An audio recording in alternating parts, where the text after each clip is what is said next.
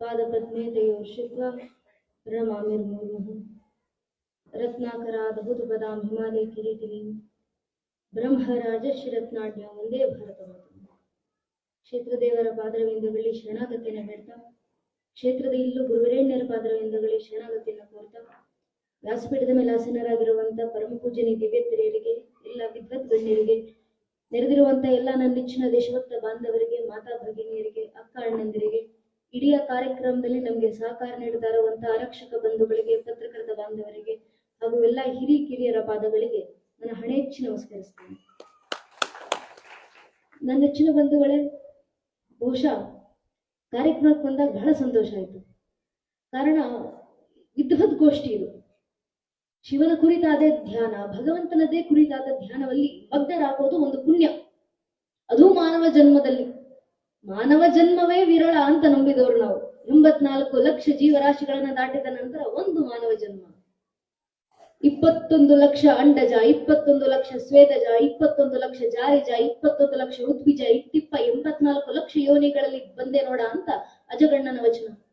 84 ಲಕ್ಷ ಯೋನಿಗಳಲ್ಲಿ ಅಹಂಕಾರಗೊಂಡಿರ್ದ ಬಂದ ಆತ್ಮ ಅಂತ ಅಕ್ಕ ಮಹಾದೇವಿ ಹೇಳಿದ ವಚನ. 84 ಲಕ್ಷ ಕಳ್ಳರಿಗೆ ಎದುರಿಸಲಿಕ್ಕೆ ಕಟ್ಟಿದಂತೆ 770 ಬಾವಿಗಳು ಅಂತ ಅಲ್ಲಮ್ಮ ಪ್ರಭುಗಳ ವಚನ. 84 ಲಕ್ಷ ಜೀವನಗಳಲ್ಲಿ ಒಂದು ಮುಖವನ್ನಾದ್ರೂ ಕಾಡಿ ನೋಡ, ಒಂದು ಮುಖವನ್ನಾದ್ರೂ ಬೇಡಿ ನೋಡ ಅಂತ ಬಸವಣ್ಣನವರ ವಚನ. 84 ಲಕ್ಷ ಯೋನಿಗಳನ್ನ ದಾಟಿದ ನಂತರ, 84 ಲಕ್ಷ ಜೀವರಾಶಿಗಳನ್ನ ದಾಟಿದ ನಂತರ ಒಬ್ಬ ಮನುಷ್ಯನಿಗೆ ಒಂದು ಮಾನವ ಜನ್ಮ ಅಂತ ಬರುತ್ತೆ ಅನ್ನೋದು ನಮ್ಮ ವೇದಾಂತಗಳ ಸಾರ. ಇಷ್ಟೆಲ್ಲ ಜೀವರಾಶಿಗಳನ್ನ ದಾಟಿ ಒಂದು ಮಾನವ ಜನ್ಮ ಅಂತ ಬಂದ ಮೇಲೆ, ಈ ಮಾನವ ಜನ್ಮದಲ್ಲಿ ಶತಾಯುಷ್ಮಾನ್ ಭವ ಅಂತ ಹೇಳಿದವರು ನಾವು. 100 ವರ್ಷ ಬದುಕು. ಯಾವ ರೀತಿ ಬದುಕಬೇಕು 100 ವರ್ಷ? ಈಶಾವಾಸ್ಯ ಉಪನಿಷತ್ತಿನ 2ನೇ ಮಂತ್ರ, ಕುರುವನ್ನೇವೇಹ ಕರ್ಮಾಣಿ ಜಿಜೀವಿಶೇಷದ ಗುಂ ಸಮಾಹ. ಧರ್ಮ ಕಾರ್ಯವನ್ನ ಮಾಡದ, ಧರ್ಮದ ಕರ್ಮವನ್ನ ಪಾಲಿಸ್ತಾ 100 ವರ್ಷ ಬದುಕಬೇಕಪ್ಪ. ಅದು ಶತಾಯುಷ್ಮಾನ್ ಭವ. ಅಂತ ಜೀವಂತವಾಗಿರುವಂತದನ್ನ ಕಲಿ. ಆ ಜೀವನವನ್ನ ತೋರಿಸಿಕೊಟ್ಟು ನಾವು ಧರ್ಮ ಕಾರ್ಯ ಮಾಡಿ ಬದುಕು. ಜೀವನವಿಡೀ ಸಿಕ್ಕಂತ ಒಂದು ಮಾನವ ಜನ್ಮ ಇನ್ನೊಬ್ಬ ಮನುಷ್ಯ ಏನು ಮಾಡುತ್ತಿದ್ದಾನೆ, ಇನ್ನೊಬ್ಬನ ಜೀವನ ಏನಾಗಿದೆ, ಇದರಲ್ಲೇ ಕಳೆದು ಬಿಟ್ರೆ ನಮ್ಮ ಜನ್ಮಕ್ಕೆ ಯಾವ ಸಾರ್ಥಕತೆ? ಅದಕ್ಕೆ ಬಸವಣ್ಣನವರು ಹೇಳಿದ್ದು, ನೆರೆಮನೆಯ ದುಃಖಕ್ಕೆ ಕಣ್ಣೀಡುವವನ ಎಂತೊಲಿವನಿಗೆ ಕೂಡಲ ಸಂಗಮ ದೇವ. ಪಕ್ಕದ ಮನೆಯವರ ದುಃಖಕ್ಕೆ ಕಣ್ಣೀಟ್ರೆ ಭಗವಂತ ಎಂದು ಒಲಿತಾನೆ. ಅನೇಕರಿಗೆ ಭಾವಿಸ್ತೈತೆ. ಓದ್ದಾಗ ನನಗೂ ಅನಿಸ್ತು, ಇದೇನಪ್ಪ ಬಸವಣ್ಣನವರು ಮಾನವ ಧರ್ಮಕ್ಕೆ ಜಯವಾಗಲಿ ಅಂದಂತ ಪರಂಪರೆಯಲ್ಲಿ ಪಕ್ಕದ ಮನೆಯವನ ದುಃಖಕ್ಕೆ ಕಣ್ಣೀರಿಡಬೇಡ ಅಂತ ಹೇಳ್ತಿದ್ದಾರಲ್ಲ, ಏನಿದು ಅರ್ಥ ಅಂತ ಆ ನಂತರ ಅರ್ಥವಾಯ್ತು. ಪಕ್ಕದ ಮನೆಯವನು ಒಂದಲ್ಲ ಒಂದು ಕಾರಣಕ್ಕೆ ನಮ್ಗೆ ಬೇಕಾದವರು. ಮನೆಯಲ್ಲಿ ಅಡಿಗೆ ಮಾಡ್ತಾ ಇರಬೇಕಾದ್ರೆ ಉಪ್ಪು ಕಮ್ಮಿ ಆದ್ರೂ ಕೂಡ ಪಕ್ಕದ ಮನೆಯವರ ಹತ್ರ ಹೋಗಿ ಕೇಳ್ತೀವಿ, ಉಪ್ಪು ಕೊಡಿ ಸ್ವಲ್ಪ. ಮನೆಯಲ್ಲಿ ಏನ್ ಕಡಿಮೆ ಆದ್ರೂ ಕೂಡ ಪಕ್ಕದ ಮನೆಯವರ ಹತ್ರ ಹೋಗ್ತೀವಿ. ಮನೆಯ ಸಮಸ್ಯೆ ಬಂದ್ರು ಪಕ್ಕದ ಮನೆಯವ್ರ ಜೊತೆ ಕೂತು ಹತ್ತಿರ್ತೀವಿ, ಪಕ್ಕದ ಮನೆಯವ್ರ ಜೊತೆ ಕೂತು ಖುಷಿಯಿಂದ ಮಾತಾಡಿರ್ತೀವಿ. ಮನೆಯ ಸಂಭ್ರಮ ಆದ್ರೆ ಅಕ್ಕ ಪಕ್ಕದ ಮನೆಯವರೆಲ್ಲ ಜೊತೆಗೆ ಬರ್ತಾರೆ, ಜೊತೆನಲ್ಲಿ ಸಂಭ್ರಮಾಚರಣೆಯನ್ನ ಮಾಡ್ತಾರೆ. ನಮಗ್ ಒಂದಲ್ಲ ಒಂದು ರೀತಿಯಲ್ಲಿ ಅಕ್ಕಪಕ್ಕದ ಮನೆಯವ್ರ ಜೊತೆ ನೆಂಟಸ್ತಿಕೆ. ನಿನಗೆ ಯಾರು ಬಾಂಧವ್ಯವಾಗಿರ್ತಾರೋ, ನಿನಗೆ ಯಾರ ಜೊತೆ ಸಂಬಂಧವಿದೆಯೋ ಆ ಸಂಬಂಧಿಕರ ದುಃಖಕ್ಕೋಸ್ಕರ ಕಣ್ಣೀರಿಟ್ಟಾಗ ಭಗವಂತ ಮೆಚ್ಚೋದಿಲ್ಲಪ್ಪ. ಯಾವುದೋ ಸಾವಿರಾರು ಮೈಲಿ ದೂರದಲ್ಲಿ, 100 ಜನರ ಮಧ್ಯದಲ್ಲಿ ಯಾವುದೋ ಗುರುತು ಪರಿಚಯ ಇಲ್ಲದೆ ಇರುವಂತ ಒಬ್ಬ ಹುಡುಗ ಸೈನಿಕನಾಗಿ ನಿಂತಿದ್ದಾನೆ, ಗಡಿನಲ್ಲಿ ಆತ ಹುತಾತ್ಮನಾಗಿದ್ದಾನೆ ಅಂತ ಸುದ್ದಿ ಕಿವಿಗೆ ಬಿದ್ದ ಕೂಡಲೇ ನನ್ನದೇ ಮನೆಯ ಮಗ ಸತ್ತಿದ್ದಾನೆ ಅನ್ನೋ ಭಾವನೆಯಲ್ಲಿ ಕಣ್ಣಂಚಿನಲ್ಲಿ 2 ಹನಿ ನೀರು ಬರುತ್ತಲ್ಲ, ಆ ಕಣ್ಣೀರಿಗೆ ಬೆಲೆ ಉಂಟು. ಆ ಕಣ್ಣೀರಿಗೆ ಭಗವಂತ ಒಲಿದು ಬರ್ತಾನೆ ಅಂತ ಬಸವಣ್ಣನವರು ತೋರಿಸಿಕೊಟ್ಟಂತ ಮಾರ್ಗ. ಅಂಥ ಮಾನವ ಕುಲವನ್ನ, ಅಂಥ ಮಾನವ ಧರ್ಮವನ್ನ ಬೆಳೆಸ್ಕೊಳ್ಳಿ. ಆ ಧಾರ್ಮಿಕತೆಯನ್ನ ಪಾಲಿಸಿ, ಆ ಸಂಸ್ಕಾರವನ್ನ ಪಾಲಿಸಿ. ಸಂಸ್ಕಾರ ಧರ್ಮ ಅಂದಾಗಲೆಲ್ಲ ಕಾರ್ಯಕ್ರಮ ಬಂದಾಗ ಬಹಳ ಸಂತೋಷ ಆದದ್ದು. ನಾವು ಬದುಕಿನ ಬಗ್ಗೆನೇ ಮಾತಾಡ್ತಾ ಇರ್ತೀವಿ ಜೀವನದಾದ್ಯಂತ. ಬದುಕು ಬದುಕು ಬದುಕು ಬದುಕು ಹೇಗೆ ಬದುಕ್ತೀವೋ ಅನ್ನೋ ಗೊತ್ತಿಲ್ಲ. ಬದುಕಿನ ಬಗ್ಗೆ ಮಾತಾಡೋದೇ ನಮಗೊಂಥರ ಹುಚ್ಚು ನಮ್ಮ ದೇಶದಲ್ಲಿ. ಈ ಬುದ್ಧಿಯೇ ಜೀವನ ಅಂತ ಅನ್ಕೊಂಡಿರುವಂತ ಬುದ್ಧಿಜೀವಿಗಳಿಗೆ ಇನ್ನಷ್ಟು ಹುಚ್ಚು. ಯಾವ ರೀತಿ ಬದುಕ್ತಿದ್ದಾರೆ ಇವ್ರು? ಮೂಢನಂಬಿಕೆ ನಂಬ್ಕೊಂಡು ಹೋಗ್ತಿದ್ದಾರೆ, ಇವ್ರು ಆ ದೇವರನ್ನ ಆರಾಧಿಸ್ತಿದ್ದಾರೆ, ಇವ್ರು ಈ ದೇವರನ್ನ ಆರಾಧಿಸ್ತಿದ್ದಾರೆ, ಇವ್ರು ಯಾಕೆ ಈ ಭಜನೆ ಹಾಡ್ತಾರೆ. ಇದೇ ಇನ್ನೊಬ್ಬರ ನಂಬಿಕೆಯನ್ನ ತುಳಿಯುವುದೇ ಒಂದು ಪ್ರೇರಣೆ ಒಂದಿಷ್ಟು ಜನರಿಗೆ. ಅವರ ಬಗ್ಗೆ ಮಾತಾಡೋದ್ರಿಂದ ನಮ್ಮ ಸಮಯ ವ್ಯರ್ಥ ಆಗುತ್ತೆ. ಆದ್ರಿಂದ ಬದುಕಲ್ಲ. ಎಷ್ಟು ಸುಂದರವಾದ ಕಾರ್ಯಕ್ರಮ. ಸಾವಿನ ಬಗ್ಗೆ ಮಾತಾಡ್ತಿದ್ದಾರೆ. ಸಾವಿನ ಬಗ್ಗೆನೇ ಮಾತಾಡಬೇಕು ಜೀವನದಾದ್ಯಂತ. ಕಾರಣ ಅಂತಿಮ ಗುರಿ ಅದೇ. ಅಂತಿಮ ಗುರಿಯ ಅರಿವಾದವನಿಗೆ ಹೋಗುವ ದಾರಿಯ ಸ್ಪಷ್ಟತೆ ಗೊತ್ತಾಗುತ್ತೆ. ಅಂತಿಮ ಗುರಿ ಯಾವುದು? ಸಾವು. ಈ ಸಾವು ಎಲ್ಲಿಂದ ಬಂದದ್ದು? ಎಷ್ಟು ಸೂಕ್ತವಾದಂತ ಕಾರ್ಯಕ್ರಮ, ಎಷ್ಟು ಸೂಕ್ತವಾದಂತ ವಿಚಾರಧಾರೆ, ಆ ಸೂಕ್ತವಾದಂತ ವಿಷಯವನ್ನ ಕೊಟ್ಟಂತ ಆ ದಿವ್ಯ ಸ್ತ್ರೀಯರಿಗೆ ಎಂಥ ಜ್ಞಾನಾನುಭವ. ಸಾವಿನ ಬಗ್ಗೆ ಮಾತಾಡ್ತಿದ್ದೀವಿ ಯಾವ ವೇದಿಕೆಯಲ್ಲಿ? ಅಲ್ಲಮ್ಮ ಪ್ರಭುಗಳ ಜಯಂತ್ಯೋತ್ಸವ ಮತ್ತು ರಥೋತ್ಸವದ ವೇದಿಕೆಯಲ್ಲಿ. ಅಲ್ಲಮ್ಮ ಪ್ರಭುಗಳ ಇಡೀ ಜೀವನವನ್ನ ಹುಡುಕಿ ನೋಡಿ ನೀವು. ಹರಿಹರರು ಬರೆದಂತ ರಗಳೆಗಳಿಂದ ಇರಬಹುದು, ಅಥವಾ ಚಾಮರಸರವರು ಬರೆದಂತ ಪ್ರಭುಲಿಂಗ ಲೀಲೆ ಇರಬಹುದು. ಮೂಲವಾಗಿ ಇವೆರಡೇ ಪುಸ್ತಕವನ್ನ ಇಟ್ಟು ಓದಿ, ಬೇರೆ ಬೇರೆ ಪುಸ್ತಕಗಳನ್ನ ಸಾಹಿತ್ಯಕ್ಕೋಸ್ಕರ ಓದಿ. ಆದ್ರೆ ಅಲ್ಲಮ್ಮ ಪ್ರಭುಗಳ ಬಗ್ಗೆ ಓದಬೇಕಂದ್ರೆ ಒಂದು ಹರಿಹರ ರಗಳೆ. ಕಾರಣ, ಅಲ್ಲಮ್ಮ ಪ್ರಭುಗಳ ನಂತರ 100 ವರ್ಷಕ್ಕೆ ಬಂದವರು ಅವರು. ಅವರ ನಂತರ 200 ವರ್ಷಕ್ಕೆ ಬಂದವರು ಚಾಮರಸ. ಚಾಮರಸ ಬರೆದಂತ ಪ್ರಭುಲಿಂಗಲಿನಲ್ಲಿ ಪವಾಡಗಳು ಕಾಣಿಸ್ತಾವೆ ನಮಗೆ. ಆದ್ರೆ ಹರಿಹರು ಬರೆದಂತ ರಗಳೆಗಳಲ್ಲಿ ಪವಾಡ ಕಾಣಿಸೋದಿಲ್ಲ ಅಲ್ಲಮ್ಮ ಪ್ರಭು ಜೀವನದಲ್ಲಿ.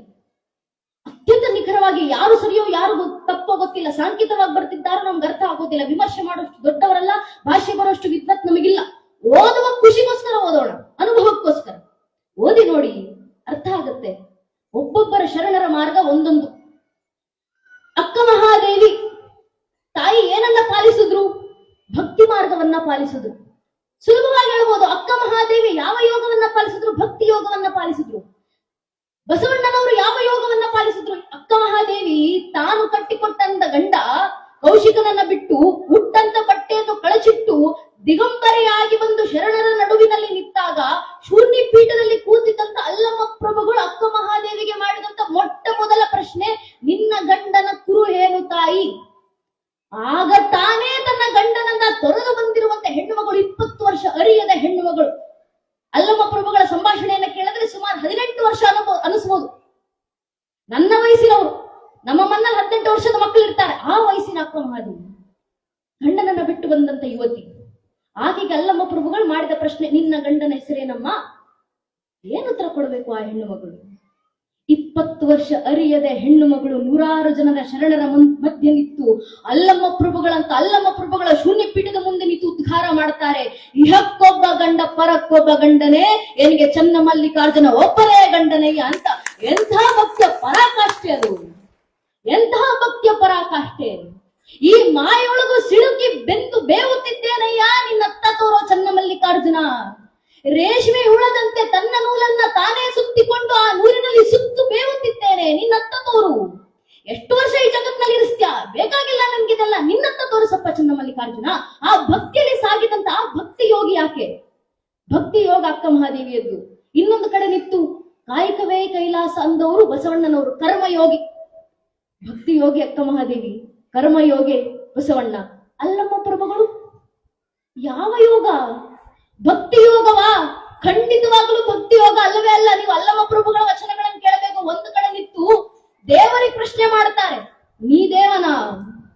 ಹಸಿವಾದಾಗ ಉಂಬುವವನು ನಾನು, ಕೃಷಿಯಾದವಾಗ ಉದುಕವ ಈಯುವವನು ನಾನು, ನೀ ದೇವನಲ್ಲ ನಾ ದೇವ ಗುಹೇಶ್ವರ ಅಂತ ಭಗವಂತನಿಗೆ ಪ್ರಶ್ನೆ ಮಾಡದಂತವ್ರು ಅಲ್ಲಮ್ಮ ಪ್ರಭು. ಯಾವ ಭಕ್ತಿ? ಭಗವಂತನ ಮುಂದೆ ನಿಂತು ಪ್ರಶ್ನೆ ಮಾಡುವಂತ ಆ ಅಲ್ಲಮ್ಮ ಪ್ರಭುಗಳು ಭಕ್ತಿ ಯೋಗಿ ಅಂತೂ ಅಲ್ಲ, ಕರ್ಮಯೋಗಿ ಅಂತೂ ಖಂಡಿತವಾಗಲೂ ಅಲ್ಲ.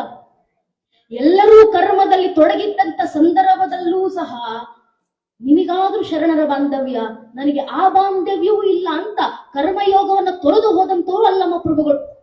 ಈಗ ಅಲ್ಲಮ್ಮ ಪ್ರಭುಗಳು ಯಾವುದು ಯೋಗ ಅಂದ್ರೆ, ಹಿರಿಯರು ಹಾಡದ್ರಲ್ಲ, ಹಾಡಬೇಕಾದ್ರೆ ಎಷ್ಟು ಸುಂದರವಾಗಿ ಹಾಡಿದ್ದಾರೆ. ನಾವಂತೂ ಜೀವ ಸಹಿತವಿರಬೇಕಾದ್ರೆ ಜೀವನದಲ್ಲಿ ಭೀಮಸೇನ್ ಜೋಶಿಜಿ ಅವರನ್ನ ಜೀವಂತವಾಗಿ ನೋಡಿದವರಲ್ಲ. ಪಂಡಿತರ ಹಾಡನ್ನ ಕೇಳಬೇಕಾದ್ರೆ ಭೀಮಸೇನ್ ಜೋಶಿಜಿ ಅವರು ಇದೇ ರೀತಿ ಹಾಡ್ತಿದ್ರು ಅಂತ ಭಾಸವಾಯ್ತು ನಮ್ಗೆ. ಆ ಭಾವನೆಯಲ್ಲಿ ನಮ್ಗೆ ಆ ಭಕ್ತಿಯನ್ನು ತಲುಪಿಸಿದ್ರು. ಆ ಭಾವನೆಯಲ್ಲಿ ಬಯಲು ಸಿದ್ದೇಶ್ವರಪ್ಪ ಅವರು ಇದಕ್ಕೆ ಉತ್ತರವನ್ನ ಕೊಡ್ತಾರೆ. ಅಲ್ಲಮ್ಮ ಪ್ರಭು ಪಾಲಿಸಿದ್ದು ಯಾವ ಯೋಗ? ಸಿದ್ದೇಶ್ವರಪ್ಪ ಅವರು ಹೇಳಿದ್ರು ಬಯಲ ಯೋಗ. ಬಯಲ ಯೋಗವನ್ನ ಕಾಡಿದಂತವ್ರು ಅಲ್ಲಮ್ಮ ಪ್ರಭುಗಳು.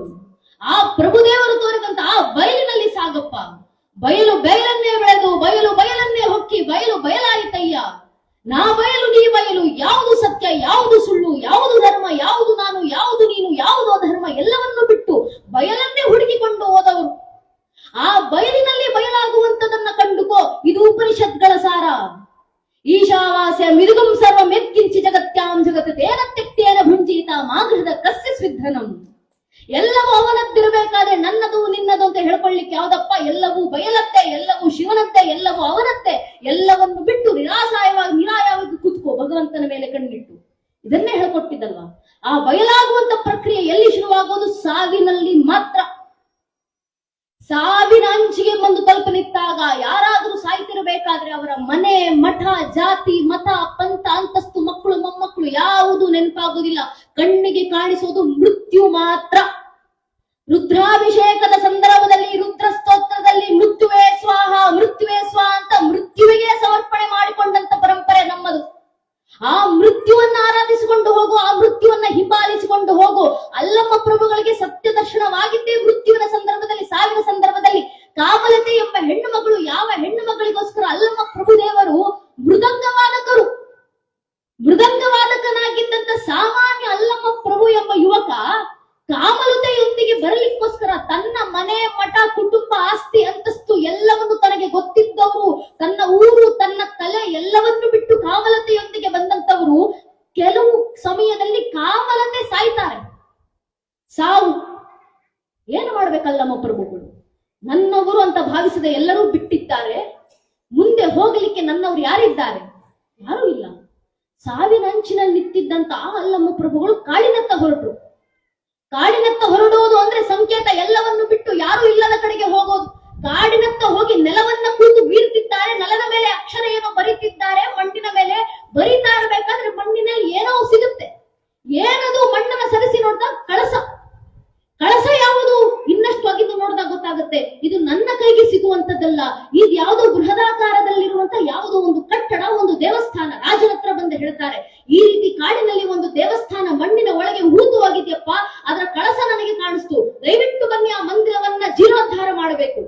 ರಾಜ ಬಂದ್ರು, ಮಣ್ಣನ್ನೆಲ್ಲ ಆಗಿಸಿದ್ರು. ಒಂದು ದೇವಸ್ಥಾನ ಮಣ್ಣಿನ ಕೆಳಗೆ, ಭೂಮಿಯ ಕೆಳಗೆ. ಇದು ಸಾಂಕೇತಿಕವಾಗಾದ್ರೂ ತಗೊಳ್ಳಿ, ಪ್ರಸ್ತುತತೆ ರೂಪದಲ್ಲಿ ಬೇಕಾದ್ರೂ ತಗೊಳ್ಳಿ. ದೇವಸ್ಥಾನ ಇದೆ, ದೇವಸ್ಥಾನದ ಬಾಗಿಲು ಮುಚ್ಚಿದೆ. ದೇವಸ್ಥಾನದ ಬಾಗಿಲು ತೆರಿಬೇಕು. ಅಕ್ಕ ಪಕ್ಕದಲ್ಲಿದ್ದಂತ ಊರಿನವರಿಗೆ, ರಾಜನಿಗೆ, ಎಲ್ಲರಿಗೂ ಗಾಬರಿ. ದೇವಸ್ಥಾನದಲ್ಲಿ ಎಷ್ಟು ವರ್ಷಗಳ ಕಾಲ ಪೂಜೆ ಸಲ್ಲಿಸದೇ ಇರೋದಕ್ಕೆ ಯಾವ ದೇವರು ಸಿಟ್ಟು ಮಾಡ್ಕೊಂಡು ಕೂತಿದ್ದಾರೋ ಯಾರಿಗೆ ಗೊತ್ತು.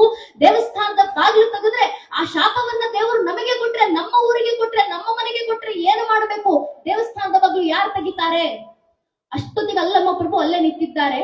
ಆಗ ಅಲ್ಲಮ್ಮ ಪ್ರಭು ಬರೋದು ಹುಚ್ಚನ ವೇಷ. ನೋಡಿದ್ರೆ ಇದನ್ನು ಹುಚ್ಚನೇ ಅನಿಸಬೇಕು.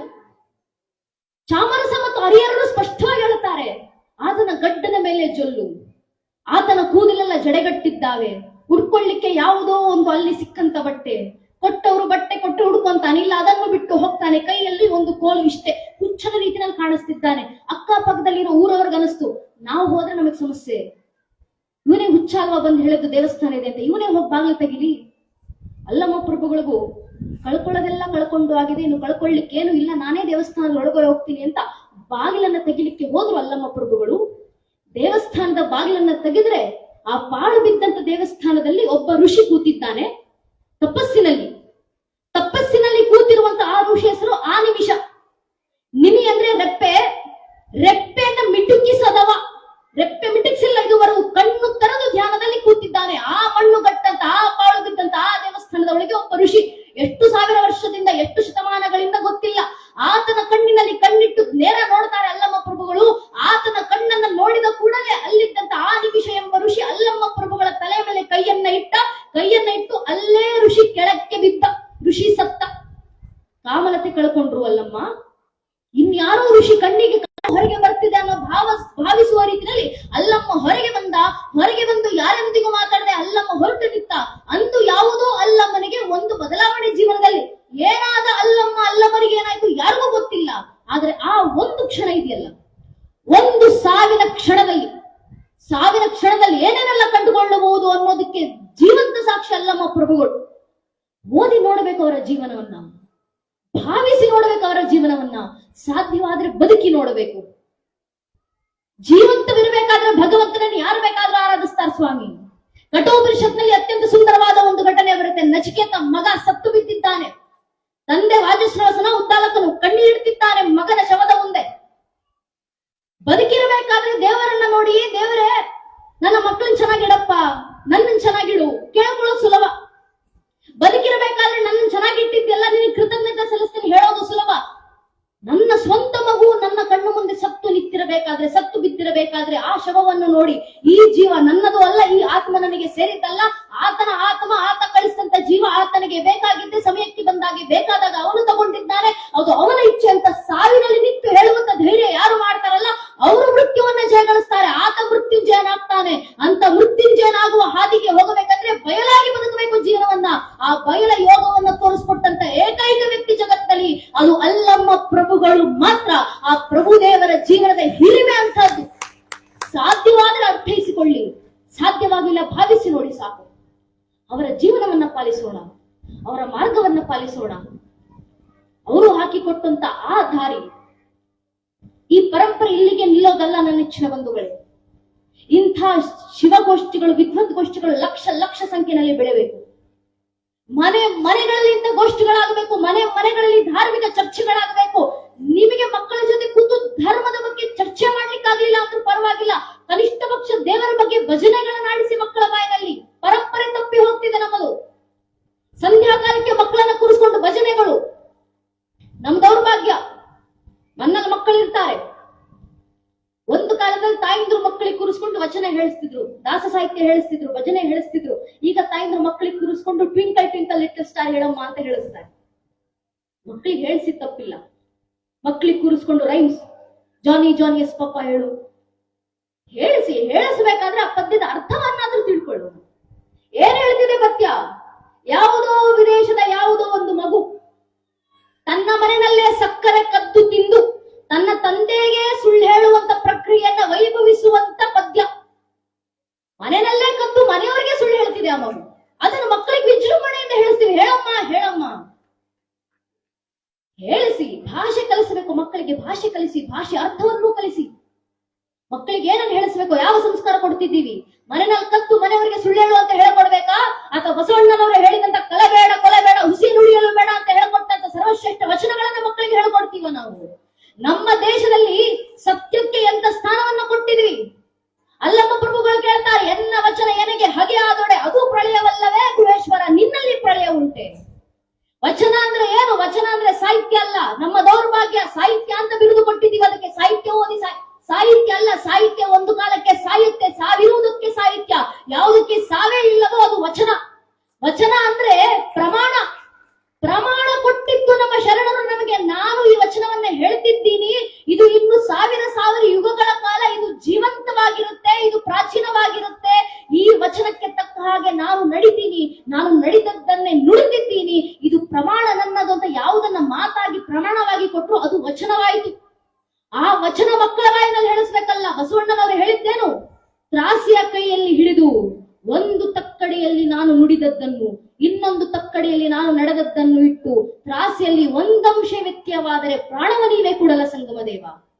ಸತ್ಯಕ್ಕೆ ಅಂತ ಬಿರುದು, ಅಂತ ಸ್ಥಾನಮಾನ. ಅದಕ್ಕೆ ಬಸವಣ್ಣನವರು ಹೇಳಿದ್ರು, ಎನ್ನ ಕಾಲೇ ಕಂಬ ದೇಹವೇ ದೇಗುಲ ಶಿರವೇ ಹೊನ್ನ ಕಳಸವಯ್ಯ. ಉಪನಿಷತ್ಗಳ ಸಾರ, ಶಾಸ್ತ್ರಗಳ ಸಾರ. ದೇಹ ದೇವಾಲಯ ಪ್ರೋಕ್ತೋ ಶಿರ ಶಿಖರ ಮುಚ್ಚತಿ. ಇದನ್ನ ಮುಂದುವರಿಸಿ ಅಲ್ಲಮ್ಮ ಪ್ರಭುಗಳು ಹೇಳ್ತಾರೆ, ಎನ್ನ ಕಾಲೇ ಕಂಬ ದೇಹವೇ ದೇಗುಲ ಶಿರವೇ ಹೊನ್ನ ಕಳಸವಯ್ಯ. ನಾಲಿಗೆಯ ಗಂಟೆಯನ್ನಾಗಿಸಿ ಹೃದಯ ಮಂದಿರದಲ್ಲಿ ಗುಹೇಶ್ವರನ್ನ ಪ್ರತಿಷ್ಠಾಪಿಸಿ ಆ ಇಷ್ಟಲಿಂಗದಿಂದ ಅಭಿನ್ನನಾಗಿ ಕುಳಿತೇನಯ್ಯ ಅಂತ ಅಲ್ಲಮ್ಮ ಪ್ರಭುಗಳು ಮುಂದುವರಿಸಿ ಬರೋದು.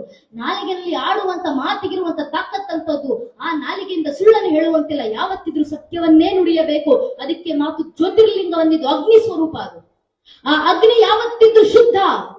ಆ ಅಗ್ನಿಯನ್ನ ಮುಂದುವರಿಸಿ ಆ ಮಕ್ಕಳಿಗೆ ಸತ್ಯದ ಮಾರ್ಗವನ್ನ ತೋರಿಸಿ. ಏನಕ್ಕೆ ಸತ್ಯದ ಮಾರ್ಗ? ಏನಕ್ಕೆ ಸಂಸ್ಕಾರ? ನಮ್ಮದೊಂದು ಸಂಶಯ. ನಮ್ಮ ಮಕ್ಕಳಿಗೆ ಏನಕ್ಕೆ ವಚನ? ನಮ್ಮ ಮಕ್ಕಳಿಗೆ ಏನಕ್ಕೆ ಭಜನೆ? ನನ್ನ ಮಗುವಿಗೆ ಏನಕ್ಕೆ ವಿಚಾರ, ಇತಿಹಾಸ, ಸಂಸ್ಕಾರ, ಸಂಸ್ಕೃತಿ, ವೇದ ಅಂತ ವೇದಗಳು? ಏನಕ್ಕಂದ್ರೆ ಧರ್ಮಕ್ಕೋಸ್ಕರ ಅಲ್ಲ, ದೇಶಕ್ಕೋಸ್ಕರ ಅಲ್ಲ, ಸ್ವಾರ್ಥಕ್ಕೋಸ್ಕರ. ಸ್ವಾರ್ಥಕ್ಕೋಸ್ಕರನಾದ್ರೂ ಮಕ್ಕಳಿಗೆ ವಚನಗಳನ್ನ ಹೇಳಿಸಿ, ಮಕ್ಕಳಿಗೆ ಸಂಸ್ಕಾರ ತಲುಪಿಸಿ. ಯಾಕೆ ಗೊತ್ತೇ? ನಮ್ಮದೇ ಕರ್ನಾಟಕದ ಬೆಳಗಾವಿನಲ್ಲಿ ಒಂದು ಘಟನೆ ನಡೆದಿತ್ತು. ಆ ಘಟನೆ ನಡೆದಂತ ಕ್ಷೇತ್ರದ PSI ಅವರೇ ಖುದ್ದು ನನ್ನ ಜೊತೆ ಮಾತಾಡ್ತಿರ್ಬೇಕಾದ್ರೆ ಅವ್ರು ನನಗೆ ಹೇಳಿದಂತ ಮಾತು, ಬೆಳಗಾವಿ ಆಸ್ಪತ್ರೆಯಲ್ಲಿ ಒಬ್ಬ ವೃದ್ಧರು ಅಡ್ಮಿಟ್ ಆಗಿದ್ರು. ದುರಾದೃಷ್ಟವಶಾತ್ ಅವರ ಆಸ್ಪತ್ರೆಯಲ್ಲೇ ತೀರ್ಕೊಂಡ್ರು.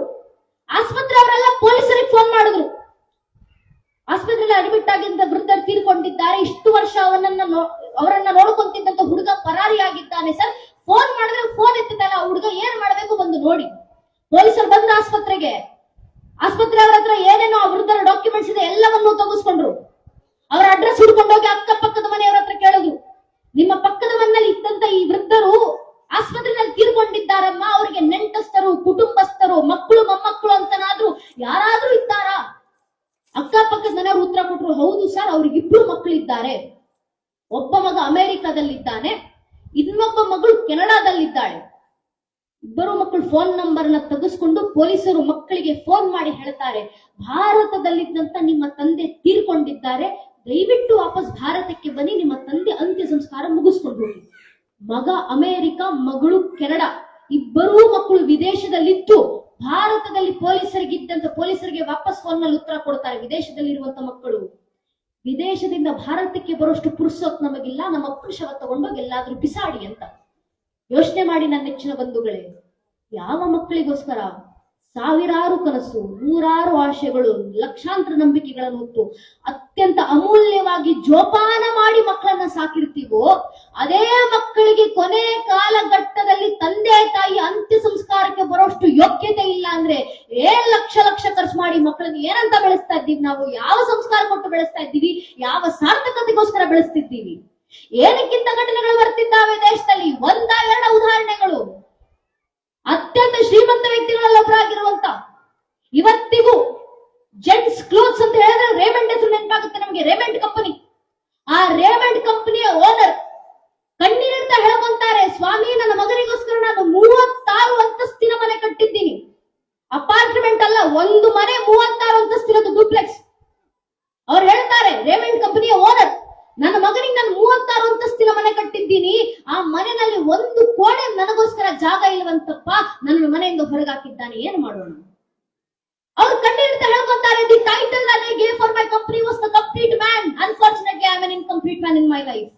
ನನ್ನ ಕಂಪನಿಗೆ ನಾನು ಹೆಸರು ಕೊಟ್ಟಿದ್ದು ರೇಮಂಡ್ ದಿ ಕಂಪ್ಲೀಟ್ ಮ್ಯಾನ್ ಅಂತ.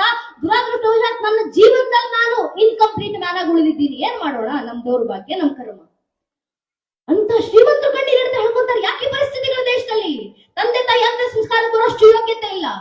ಜೀವನವಿಡೀ ತಮ್ಮ ಇಡೀ ಜೀವನವನ್ನು ಅರ್ಪಣೆ ಮಾಡಿದಂತ ಆ ತಂದೆ ತಾಯಿಗಳನ್ನ ನೋಡ್ಕೊಳ್ಳೋಷ್ಟು ಯೋಗ್ಯತೆ ಇಲ್ಲ. ವೃದ್ಧಾಶ್ರಮ ಕಳಿಸ್ತಾರೆ. ವೃದ್ಧಾಶ್ರಮಗಳ ಸಂಖ್ಯೆಗಳು ಜಾಸ್ತಿ ಆಗ್ತಿದ್ದಾವೆ ದೇಶದಲ್ಲಿ. ಯಾಕೆ? ಕಾರಣ ಇಷ್ಟೇ, ಮನೆಯಲ್ಲಿ ಸಂಸ್ಕಾರದ ಕೊರತೆ. ಅದೇ ಮಕ್ಕಳಿಗೆ ಶಾಲೆ ಶಿಕ್ಷಣದ ಜೊತೆಗೆ 5ನೇ ತರಗತಿಯಿಂದ ರಾಮಾಯಣ, 10ನೇ ತರಗತಿಯಿಂದ ಮಹಾಭಾರತ, ಇಡೀ ಜೀವನಕ್ಕೆ ಬೇಕಾದಷ್ಟು ಭಜನೆಗಳು, ವಚನಗಳು, ದಾಸ ಸಾಹಿತ್ಯಗಳನ್ನ ಮಕ್ಕಳ ಬಾಯಿನಲ್ಲಿ ಹೇಳಿಸಿ ಬೆಳೆಸಿ ಆ ಮಕ್ಕಳು ತಮ್ಮ ಕೊನೆ ಉಸಿರಿರುವವರೆಗೂ ನಿಮ್ಮನ್ನ ತಂದೆ ತಾಯಿಂದ್ರನ್ನ ದೇವರ ಸ್ಥಾನದಲ್ಲಿಟ್ಟು ನಿಮ್ಮ ಪಾದ ಪೂಜೆ ಮಾಡಿ ಸಾಕೊಂತಾರೆ. ಕಾರಣ ನನ್ನ ಸಂಸ್ಕೃತಿ ಮಕ್ಕಳಿಗೆ ಹೇಳ್ಕೊಡುತ್ತೆ, ಮಾತೃದೇವೋಭವ ಪಿತೃದೇವೋಭವ ಅನ್ನೋದನ್ನ. ಮನೆಯಲ್ಲಿ ಹೇಳ್ಕೊಳ್ಳಿಕ್ಕಾಗ್ಲಿಲ್ಲ ಅಂದ್ರೆ ನಮ್ಮ ಪೂಜನೆ ಸ್ವಾಮೀಜಿಯವರು ನಡೆಸ್ತಿರುವಂತ ಗುರುಕುಲಗಳಿಗೆ ಸೇರಿಸಿ, ಅಂತ ಗುರುಕುಲದಲ್ಲಿ ಮಾತ್ರ ಮಕ್ಕಳಿಗೆ ಸಂಸ್ಕಾರ ಕಲ್ಪಿಸಲಿಕ್ಕೆ ಸಾಧ್ಯ. ಎಂತ ಶಿಕ್ಷಣ ಮಕ್ಕಳಿಗೆ ದಾರಿ ಎರಿಬೇಕು ನಾವು. ಶಿಕ್ಷಣಕ್ಕೆ ಬಹಳ ಮಾತ್ರ ನೆಚ್ಚಿನ ಬಂಧುಗಳೇ. ಆ ಶಿಕ್ಷಣವನ್ನ ಸರಿ ದಾರಿನಲ್ಲಿ ಹರಿಸುವಂತ ಕೆಲಸವನ್ನು ಇವತ್ತು ಪೋಷಕರು ಮಾಡುವಂತ ಅವಶ್ಯಕತೆ ಇದೆ. ಆ ಕೆಲಸವನ್ನು ತಂದೆ ತಾಯಿಂದ್ರು ಮಾಡಬೇಕು. ಮಕ್ಕಳಿಗೆ ಸರಿಯಾದ ಸಂಸ್ಕಾರ, ರಾಮರ ಆದರ್ಶ, ಕೃಷ್ಣರ ಆದರ್ಶ. ರಾಮರ ಆದರ್ಶ ನಮ್ಮ ದೌರ್ಭಾಗ್ಯ. ಆದರ್ಶ ಕೊಡಬೇಕು, ಏನಕ್ಕೆ ಕೊಡ್ತಿಲ್ಲ ಅಂದ್ರೆ ನಮ್ಮ ಪರಿಸ್ಥಿತಿ ಆ ರೀತಿ ಆಗಿದೆ. ಇದು ಅಲ್ಲಮ ಪ್ರಭುಗಳು ಯಾವುದೋ ಕಾಲದಲ್ಲಿ ನುಡಿದಂತ ಭವಿಷ್ಯವಾಣಿ. ಎತ್ತ ಸಾಗುತ್ತಿದ್ದೆ ಸಮಾಜ ಅಂತ ಪ್ರಶ್ನೆ ಬಂದಾಗ ಅಲ್ಲಮ ಪ್ರಭುಗಳು ಕೊಟ್ಟಂತ ಉತ್ತರ, ಬಂಜೆ ತಾಯಿಯ ಹೆರದ ಮಗುವಿನ ಹಸಿವೇನೆಂದು ಕೇಳಿದರೆ ಈಯದ ಎಮ್ಮೆಯ ಹಾಲಿನ ಗಿಣ್ಣನು ಬೇಡುವನು, ತೆಂಗೆರೊಂಬೆಗಳಿಲ್ಲದ ಮರವನ್ನೇರು ಕೂತು ಹಣ್ಣು ತಿನ್ನುತ್ತಿದ್ದಾನೆ, ಗುಹೇಶ್ವರ ಗುಹೇಶ್ವರ ಇಳಿ ಇಳಿ ಎಂದರೆ ಅಳುತ್ತಿದ್ದಾನೆ. ಪರಿಸ್ಥಿತಿ ನಮ್ಮದು. ಸಮಾಜ ಇತ್ತ ಸಾಗುತ್ತೆ, ಇತ್ತ ಸಾಕ್ತಿದೆ ಅಂತ ಪ್ರಭುದೇವರ ಭವಿಷ್ಯವಾಣಿ ಸತ್ಯ ಆಗಿದೆ. ಕಣ್ಣಾರೆ ನೋಡ್ತಿದ್ದೀವಿ. ತೆಂಗೆರೊಂಬೆಗಳಿಲ್ಲದ ಯಾವುದೋ ಒಂದು ವಿದೇಶದ ಸಂಸ್ಕೃತಿ, ಅದನ್ನ ಹಿಡ್ಕೊಂಡು ಇದನ್ನ ಬಿಟ್ಟು ಬರೋದಿಲ್ಲ ಅಂತ ಆ ವಿದೇಶದ ಸಂಸ್ಕೃತಿ ಏನೋ ದೊಡ್ಡದೊಂದು ಪಾಲಿಸಿಕೊಂಡು ನಮ್ಮ ಸಂಸ್ಕಾರ ಮರೆತು ಹೋಗ್ತಿದ್ದೀವಿ ನಾವು. ಎಷ್ಟರ ಮಟ್ಟಿಗೆ ನಮ್ಮದೇ ತಲೆಮಾರಿನ ಮಕ್ಕಳ ಮುಂದೆ ನಿಂತು ದೇವಸ್ಥಾನಕ್ಕೆ ಬಂದ್ರಪ್ಪ ಅಂದ್ರೆ ದೇವಸ್ಥಾನಕ್ಕೆ ಹೋಗೋದು ಮೂಢನಂಬಿಕೆ ಅಂತ ಹೇಳುವ ಮಟ್ಟಕ್ಕೆ ನಮ್ಮ ಮಕ್ಕಳು ಬೆಳೆದಿದ್ದಾರೆ. ನಿಮ್ಮ ಊರಿನಲ್ಲಿ ಒಂದು ದೇವಸ್ಥಾನ ಇದೆ, ಆ ದೇವಸ್ಥಾನದ ಪುರಾಣ ನಮ್ಮ ಮಕ್ಕಳಿಗೆ ಗೊತ್ತಿಲ್ಲ. ಒಂದು ಕಾಲದಲ್ಲಿ ಯಾವ ರಾಮರನ್ನ ಮರ್ಯಾದ ಪುರುಷೋತ್ತಮ ಅಂತ ಕರೀತೀವೋ ನಾವು. ವಾಲ್ಮೀಕಿಯವರು ನಾರದರ ಮುಂದೆ ನಿಂತು ಪ್ರಶ್ನೆ ಮಾಡಿದ್ರಲ್ಲ, ಕೋನವಸ್ಮಿನ್ ಸಾಂಪ್ರದಾಯ ಲೋಕೆ ಗುಣವಾನ್ ಕಸ್ಯ ವೀರವಾನ್ ಧರ್ಮಜ್ಞಶ್ಚ ಕೃತಜ್ಞಶ್ಚ ಸತ್ಯವಾಕ್ಯು ದೃಢಪ್ರತಃ ಚಾರಿತ್ರ ನಿಜಗೋಯುಕ್ತ ಸರ್ವಭೂತೇಶಗೋಹಿತ ಇತ್ವಾನ್ ಘಾತ ಸಮರ್ಥಸ್ಯ ಕಸ್ಯೈಕ ಪ್ರಿಯದರ್ಶನಂ ಆತ್ಮವಾನ್ ಕೋಜಿತ ಕ್ರೋಧ ದಿತಿಮಾನ್ ಕೋಲ್ ಲಸೂಯಕ ಕಸ್ಯ ವಿಭ್ರತಿ ದೇವಾಶ್ಚ ಜಾತ ರೋಚಸ್ಯ ಸಮ್ಮಿಗೆ. 16 ಗುಣಲಕ್ಷಣಗಳನ್ನ, 16 ಗುಣಗಳನ್ನು ಹೊಂದಿರುವ ವ್ಯಕ್ತಿ ಯಾರಿದ್ದಾರೆ ಅಂತ ವಾಲ್ಮೀಕಿಯವರ ಪ್ರಶ್ನೆ ನಾರದರಿಗೆ. ಆಗ ನಾರದರು ಉತ್ತರ ಕೊಡುತ್ತಾರೆ, 16 ಗುಣಲಕ್ಷಣಗಳನ್ನು ಹೊಂದಿರುವಂತ ಒಬ್ಬ ವ್ಯಕ್ತಿ ಜಗತ್ತಿನಲ್ಲಿದ್ದಾನೆ. ತನ್ನ ತಂದೆಯ ಮಾತನ್ನ ಪಾಲಿಸಲಿಕ್ಕೋಸ್ಕರ ಋಷ್ಯಶೃಂಗರ ನೇತೃತ್ವದಲ್ಲಿ ವಶಿಷ್ಠರ ಸಲಹೆಯಂತೆ ಪುತ್ರ ಕಾಮೇಷ್ಟಿ ಯಜ್ಞವನ್ನ ದಶರಥನು ಮಾಡಿದಂತ ಪ್ರತಿಫಲವಾಗಿ ಭಗವಂತನೇ ದಶರಥ ಸುತನಾಗಿ ಬಂದು ರಾಜನಾಗಿ ಹಿಂದು ಪಿತೃವಾಕ್ಯ ಪರಿಪಾಲನೆ ಸಂಕಲ್ಪವನ್ನ ತೊಟ್ಟು ಇಡೀ ಅಯೋಧ್ಯೆ ನಗರವನ್ನ ತ್ಯಜಿಸಿ ವನವಾಸಿ ಆಗಿದ್ದಾನಪ್ಪ ಅಂತ ಮರ್ಯಾದ ಪುರುಷೋತ್ತಮ ರಾಮರ ಆದರ್ಶ ಜಗತ್ತಿಗೆ ನೀಡಿ ಅಂತ ನಾರದರು ಹೇಳಿದ್ರು. ಆ ಪ್ರೇರಣೆಯೊಂದಿಗೆ ವಾಲ್ಮೀಕಿ ಅವರು ಇಡೀ ರಾಮಾಯಣವನ್ನೇ ರಚನೆ ಮಾಡಿದ್ರು, ನಮಗೆ ದಯಪಾಲಿಸಿ ಕೊಟ್ಟಿದ್ದಾರೆ. ಅಂತ ಮರ್ಯಾದ ಪುರುಷೋತ್ತಮ ರಾಮರು ಪೌರಾಣಿಕ ಹಿನ್ನೆಲೆಯಲ್ಲಿ ಪದ್ಧತಿಯ ಪ್ರಕಾರ ರಾಮರೇ ಆರಾಧಿಸ್ತಂತ ರಾಮಲಿಂಗೇಶ್ವರ ದೇವರ ಸನ್ನಿಧಿ ನಿಮ್ಮ ಊರಿನಲ್ಲಿದೆ, ಬನ್ನಿ ಅಂದ್ರೆ ರಾಮರ ಇತಿಹಾಸ ನಮ್ಮ ಮಕ್ಕಳಿಗೆ ಗೊತ್ತಿಲ್ಲ, ಈಶ್ವರನ ಇತಿಹಾಸ ನಮಗೆ ಗೊತ್ತಿಲ್ಲ ಅಂದ್ರೆ ಹೇಗೆ? ಮಕ್ಕಳಿಗೆ ರಾಮರ ಆದರ್ಶ ತಲುಪಬೇಕಲ್ಲ. ಪದ್ಧತಿಯ ಪ್ರಕಾರ ಯಾವುದನ್ನು ನಂಬಿಕೊಂಡು ಬಂದಿದ್ದೀವೋ, ಯಾವ ರಾಮರು ಈ ನೆಲದಲ್ಲಿ ಬಂದು ನಿಂತು ಶಿವನನ್ನೇ ಆರಾಧಿಸಿದ್ದಾರೆ ಅಂತ ಹೇಳ್ತಾರೋ ಅಂತ ರಾಮರ ಆದರ್ಶ ಈ ಮಣ್ಣಿನ ಕಣ ಕಣದಿಂದ ಮಕ್ಕಳ ಮನಸ್ಸಿಗೆ ಬೆಸೆಯಬೇಕಲ್ವ ನಾವು. ಮುಂದೊಂದು ದಿನ ಯಾರಾದ್ರೂ ಬುದ್ಧಿಜೀವಿಗಳು ನಮ್ಮ ಮಕ್ಕಳ ಮುಂದೆ ನಿಂತು ಇದೇ ಊರಿನಲ್ಲಿ ಬಂದು ನಿಂತು ಇವೆಲ್ಲ ಸುಳ್ಳು, ರಾಮ ಪ್ರತಿಷ್ಠಾಪನೆ ಮಾಡೋದೇನು, ರಾಮನೇ ಹುಟ್ಟಿಲ್ಲ, ರಾಮನೇ ಪೌರಾಣಿಕ ಅಲ್ಲ, ರಾಮ ಕಾಲ್ಪನಿಕ, ರಾಮ ಐತಿಹಾಸಿಕ ವ್ಯಕ್ತಿ ಅಲ್ಲ ಅಂತ ಮುಂದೊಂದು ದಿನ ನಮ್ಮ ಮಕ್ಕಳ ಮುಂದೆ, ನಮ್ಮ ಊರಿನ ಯುವಕರ ಮುಂದೆ ಪ್ರಶ್ನೆ ಮಾಡಿದ್ರೆ ದುರಾದೃಷ್ಟವಶಾತ್ ಇದು ಮುಂದೆ ಬರುವ ಪ್ರಶ್ನೆ ಅಲ್ಲ. ನನ್ನ ನೆಚ್ಚಿನ ಬಂಧುಗಳು, ಈಗಾಗಲೇ ಹುಟ್ಕೊಂಡಿರುವಂತ ಪ್ರಶ್ನೆ. ಕೋರ್ಟ್ ನಲ್ಲಿ ನಿಂತು ಕಪಿಲ್ ಸಿಬ್ಬಲ್ ಎಂಬ ವಕೀಲರು ಕೇಳ್ತಾರೆ, ಶ್ರೀರಾಮಚಂದ್ರರು ಇಲ್ಲೇ ಹುಟ್ಟಿದ್ರು ಅನ್ನೋದಕ್ಕೆ ರಾಮ ಜನ್ಮಭೂಮಿ ಪರವಾಗಿ ಹಿಂದೂಗಳ ಹತ್ರ ಏನು ಸಾಕ್ಷಿ, ಏನ್ ಪುರಾವೆ? ನಮ್ಮ ದೌರ್ಭಾಗ್ಯ, ನಮ್ಮ ದೇಶದಲ್ಲಿ ನಿಂತು ಮಾಡಿದಂತ ಪ್ರಶ್ನೆ ಇದು. ಸಾವಿರಾರು ಜನ ಹುಟ್ಟುಕೊಂಡೋಗಿದ್ದಾರೆ, ಸಾವಿರಾರು ಜನ ಈ ದೇಶದಲ್ಲಿ ನಿಂತು ಕೇಳ್ತಾರೆ, ರಾಮನ ಅಸ್ತಿತ್ವಕ್ಕೆ ನಿಮ್ಮ ಹತ್ರ ಏನು ಸಾಕ್ಷಿ ಇದೆ? ಈ ಪ್ರಶ್ನೆ ಮುಂದೆ ನಮ್ಮನೆ ಬಾಗಿಲಿಗೆ ಬಂದು ನಮ್ಮ ಮಕ್ಕಳ ಮುಂದೆ ನಿಂತು ಯಾರಾದ್ರೂ ರಾಮನ ಅಸ್ತಿತ್ವಕ್ಕೆ ಪ್ರಶ್ನೆ ಹಾಕಿದ್ರೆ, ನಮ್ಮ ರಾಮಲಿಂಗೇಶ್ವರ ದೇವರ ಅಸ್ತಿತ್ವಕ್ಕೆ ಪ್ರಶ್ನೆ ಹಾಕಿದ್ರೆ, ನಮ್ಮ ಮಕ್ಕಳಲ್ಲಿ ಎಷ್ಟು ರಾಮ ಭಕ್ತಿ ತುಂಬಿರಬೇಕಂದ್ರೆ ಮನೆಯ ಒಂದೊಂದು ಮಗು, ಪ್ರತಿಯೊಬ್ಬ ಯುವಕ ಯುವತಿ ಎದೆ ತಟ್ಕೊಂಡು ಹೇಳ್ಕೊಳ್ಬೇಕು, ರಾಮರ ಅಸ್ತಿತ್ವಕ್ಕೆ ಮಾತ್ರ ಅಲ್ಲಪ್ಪ, ಬೇಕಾದ್ರೆ ಇಡೀ ಶ್ರೀರಾಮಚಂದ್ರರ ವಂಶ ವೃಕ್ಷದ ಅಸ್ತಿತ್ವಕ್ಕೆ ನಾನು ಸಾಕ್ಷಿಯನ್ನು ಕೊಡಬಲ್ಲೆ, ನಾನು ಪುರಾವೆಯನ್ನು ಕೊಡಬಲ್ಲೆ. ನಮ್ಮ ಮಕ್ಕಳ ಬಾಯಿಂದ ಬರಬೇಕಾದಂತ ಉತ್ತರ ಭಗವಂತನ ಕೃಪಾಶೀರ್ವಾದದಿಂದ ಮೊದಲಿಗೆ ಬಂದದ್ದು ಶ್ರೀಹರಿ, ಶ್ರೀಹರಿಯ ಮಗ ಬ್ರಹ್ಮ, ಬ್ರಹ್ಮನ ಮಗ ಮರೀಚಿ, ಮರೀಚಿ ಮಗ ಕಶ್ಯಪ, ಕಶ್ಯಪನ ಮಗ ಸೂರ್ಯ, ಸೂರ್ಯನ ಮಗ ಮನು, ಮನುವಿನ ಮಗ ಇಕ್ಷ್ವಾಕು, ಇಕ್ಷ್ವಾಕುವಿನ ಮಗ ಕುಕ್ಷಿ, ಕುಕ್ಷ ಮಗ ವಿಕುಕ್ಷಿ, ವಿಕುಕ್ಷ ಮಗ ಬಾಣ, ಬಾಣನ ಮಗ ಅನರಾರಣ್ಯ, ಅನರಾರಣ್ಯನ ಮಗ ಭೃದು, ಭೃದುವಿನ ಮಗ ತ್ರಿಶಂಕು, ತ್ರಿಶಂಕುವಿನ ಮಗ ದುಂಡುಮಾರ, ದುಂಡುಮಾರನ ಮಗ ಮಾಂಧಾತ, ಮಾಂಧಾತನ ಮಗ ಸುಸಂಧಿ, ಸುಸಂಧ್ಯ ಮಗ ಧ್ರುವಸಂಧಿ, ಧ್ರುವಸಂಧ್ಯ ಮಗ ಭರತ, ಭರತನ ಮಗ ಅಶೀತ,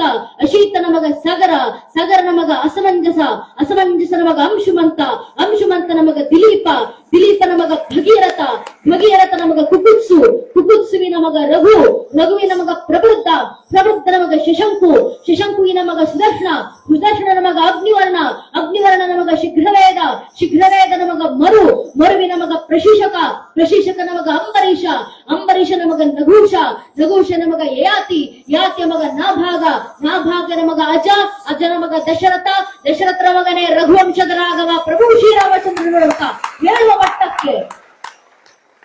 ಹೇಳುವ ಮಟ್ಟಕ್ಕೆ ಊರಿನ ಮನೆಯ ಒಂದೊಂದು ಮಗುವಿನಲ್ಲೂ ಒಬ್ಬೊಬ್ಬ ಯುವಕ ಯುವತಿಯರಲ್ಲೂ ಇಷ್ಟು ಧರ್ಮ ಜಾಗೃತಿ ಬಂದ್ರೆ ಸಾಕು ನನ್ನ ನೆಚ್ಚಿನ ಬಂಧುಗಳೇ.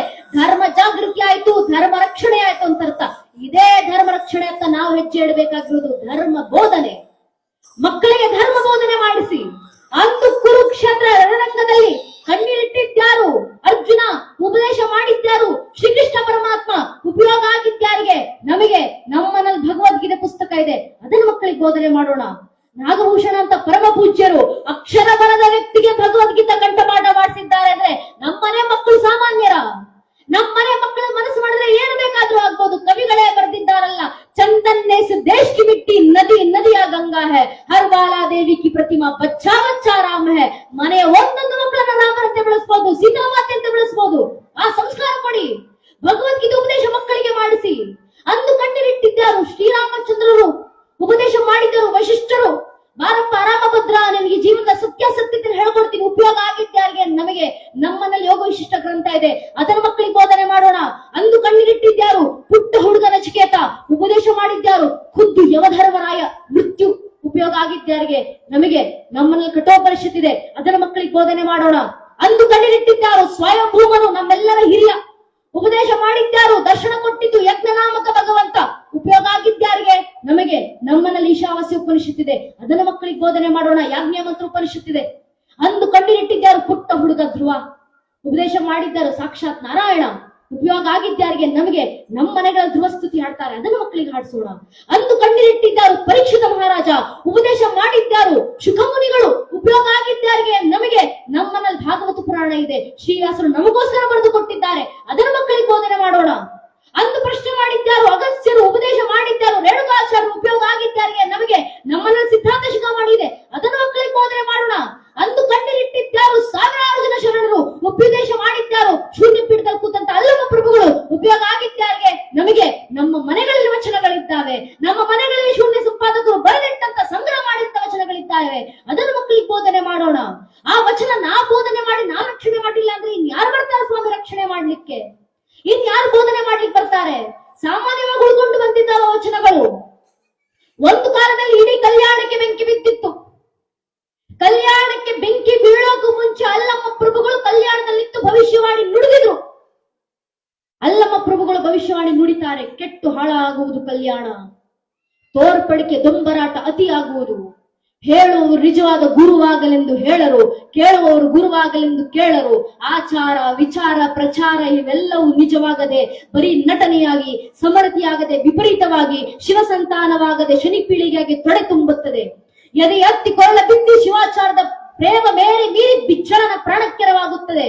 ಅನ್ಯತ ಆಚರಿಸುವವರು ಭ್ರಷ್ಟರಾಗುವರು, ವಿಚಾರ ವಿಮರ್ಶೆಗಳು ಗಡಿಪಾರಾಗುವವು, ಅವಿಚಾರ ಕರ್ಮಟಕ್ಕೆ ಗೋಪುರ ಕಟ್ಟುವರು, ಮೇಲು ಕೆಳಂಬುದಕ್ಕೆ ಹೆಚ್ಚಾಗಿ ಮೇಲವರು ಕೆಳಗಿನವರನ್ನು ತಮ್ಮ ಕಾಲ್ತುಳಿತಕ್ಕೆ ತೊಟ್ಟು ಮಾಡಿಕೊಂಡು, ಅಧಿಕಾರಕ್ಕೆ ಗದ್ದುಗೆ ಮಾಡಿಕೊಂಡು, ಐಶ್ವರ್ಯಕ್ಕೆ ಕಮ್ಮಟ ಮಾಡಿಕೊಂಡು, ಕಾಂಭೋಗಕ್ಕೆ ಅಂತಃಪುರ ಮಾಡಿಕೊಂಡು, ಗುರುಗಳ ಎಂಜಿಲೆ ವೇದ ಬಿಂದುವೆಂದು, ರಾಜನ ತಲೆಯೇ ವಜ್ರವೆಡೂರುವೆಂದು, ಜನರ ಬುದ್ಧಿ ಬರೀ ಮಣ್ಣೆಂದು ಸರ್ವನಾಶವಾಗುವುದು ಭೇಶ್ವರ ಅಂತ ಅಲ್ಲಮ್ಮ ಪ್ರಭುಗಳ ಭವಿಷ್ಯವಾಣಿ ನುಡಿದು ಕಲ್ಯಾಣ ಬಿಟ್ಟು ಹೊರಟು. ಮುಂದೆ ಅಲ್ಲಮ್ಮ ಪ್ರಭುಗಳ ಭವಿಷ್ಯವಾಣಿಯಂತೆ ಇಡೀ ಕಲ್ಯಾಣಕ್ಕೆ ಬೆಂಕಿ ಬಿತ್ತು. ಆದ್ರೆ ಇಡೀ ಕಲ್ಯಾಣಕ್ಕೆ ಬೆಂಕಿ ಬಿದ್ದಾಗ ಶರಣರು ಕಣ್ಣೀರಿಟ್ರು. ಬಸವಣ್ಣನವರು ಅಲ್ಲಮ್ಮ ಪ್ರಭುಗಳನ್ನು ಹುಡುಕಿಕೊಂಡು ಹೋದರು. ನೀವು ಬಂದ ಕಾರ್ಯಕ್ಕೆ ನಾನು ಬಂದೆ, ನಾನು ಬಂದ ಕಾರ್ಯಕ್ಕೆ ನೀವು ಬಂದಿರಿ, ನೀವು ತೈಲವಾದ್ರಿ, ನಾನು ಬತ್ತಿ ಆದೆ, ಶರಣರು ಹಣತೆ ಆದರು.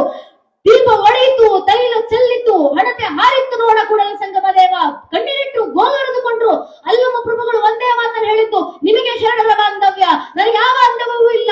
ಎಲ್ಲವನ್ನು ತೊರೆದು ಅಲ್ಲಮ್ಮ ಪ್ರಭುಗಳು ಹೊರಟು ಇಡೀ ಕಲ್ಯಾಣಕ್ಕೆ ಬೆಂಕಿ ಬಿದ್ದಿದೆ.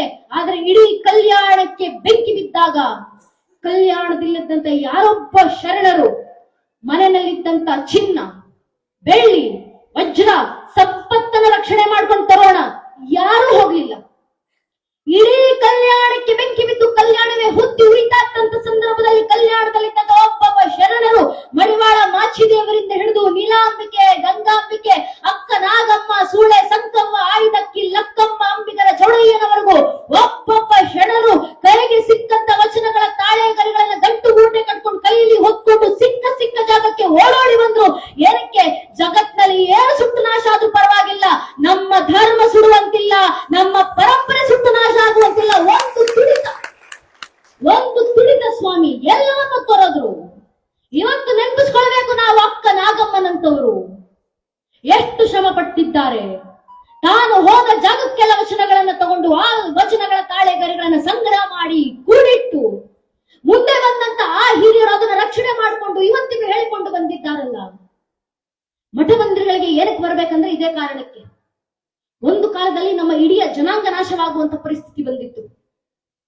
ಜನಾಂಗಕ್ಕೆ ಜನಾಂಗವೇ ನಾಶವಾಗಿ ಹೋಗುತ್ತಲ್ಲ ಅಂತ ನೋಡಿದಂತ ನಮ್ಮ ಹಿರಿಯರು, ನಮ್ಮ ಮಠಾಧೀಶರು, ಕಾವಿ ಕೊಟ್ಟಂತ ಮಠಾಧೀಶರು ಮಠದಲ್ಲಿ ಕೂತ್ಕೊಂಡು ಬಂದಂತ ಭಕ್ತರಿಗೆ ಆಶೀರ್ವಚನವನ್ನು ನೀಡಿ ಬಾಯಲ್ಲಿ ಶಾಂತಿ ಮಂತ್ರ, ಕೈಯಲ್ಲಿ ಅಭಯಸ್ತವನ್ನು ಹಿಡಿದು ಕೂರ್ಬೇಕಾದಂತ ಆ ಮಠಾಧೀಶರು ಒಂದು ಕಾಲದಲ್ಲಿ ತನಗೆ ತಾನೇ ಪಿಂಡಾಂಡವನ್ನು ಅರ್ಪಣೆ ಮಾಡಿ, ನನ್ನ ಪೂರ್ವಾಶ್ರಮ, ತಂದೆ ತಾಯಿ, ಬಂಧು ಬಳಗ, ಸಹೋದರ ಸಂಬಂಧ ಯಾರ ಜೊತೆಗೂ ನನಗೆ ಸಂಬಂಧವಿಲ್ಲ ಅಂತ ಜಗತ್ತನ್ನೇ ತೊರೆದಂತ ಆ ಮಠಾಧೀಶರು ನಮ್ಮನ್ನ ನೋಡಿ ಇವರನ್ನ ಬದುಕಿಸಬೇಕಾಗಿದ್ಯಪ್ಪ, ಈ ಜನಾಂಗ ಉಳಿಸಬೇಕು, ಈ ಧರ್ಮ ಉಳಿಸಬೇಕು ಅಂತ ಮಠದಲ್ಲಿ ಕೂರಬೇಕಾದಂತವ್ರು ಮಠವನ್ನು ಬಿಟ್ಟು ಜೋಳಿಗೆಯನ್ನು ಹೊತ್ತು ಮನೆ ಮನೆಗೂ ಬಂದು ಕೈ ಚಾಚಿ ಮನೆ ಮುಂದೆ ಭವತಿ ಭಿಕ್ಷಾಂತಿ ಅಂತ ಭಿಕ್ಷೆ ಬೇಡಿದ್ದಾರೆ.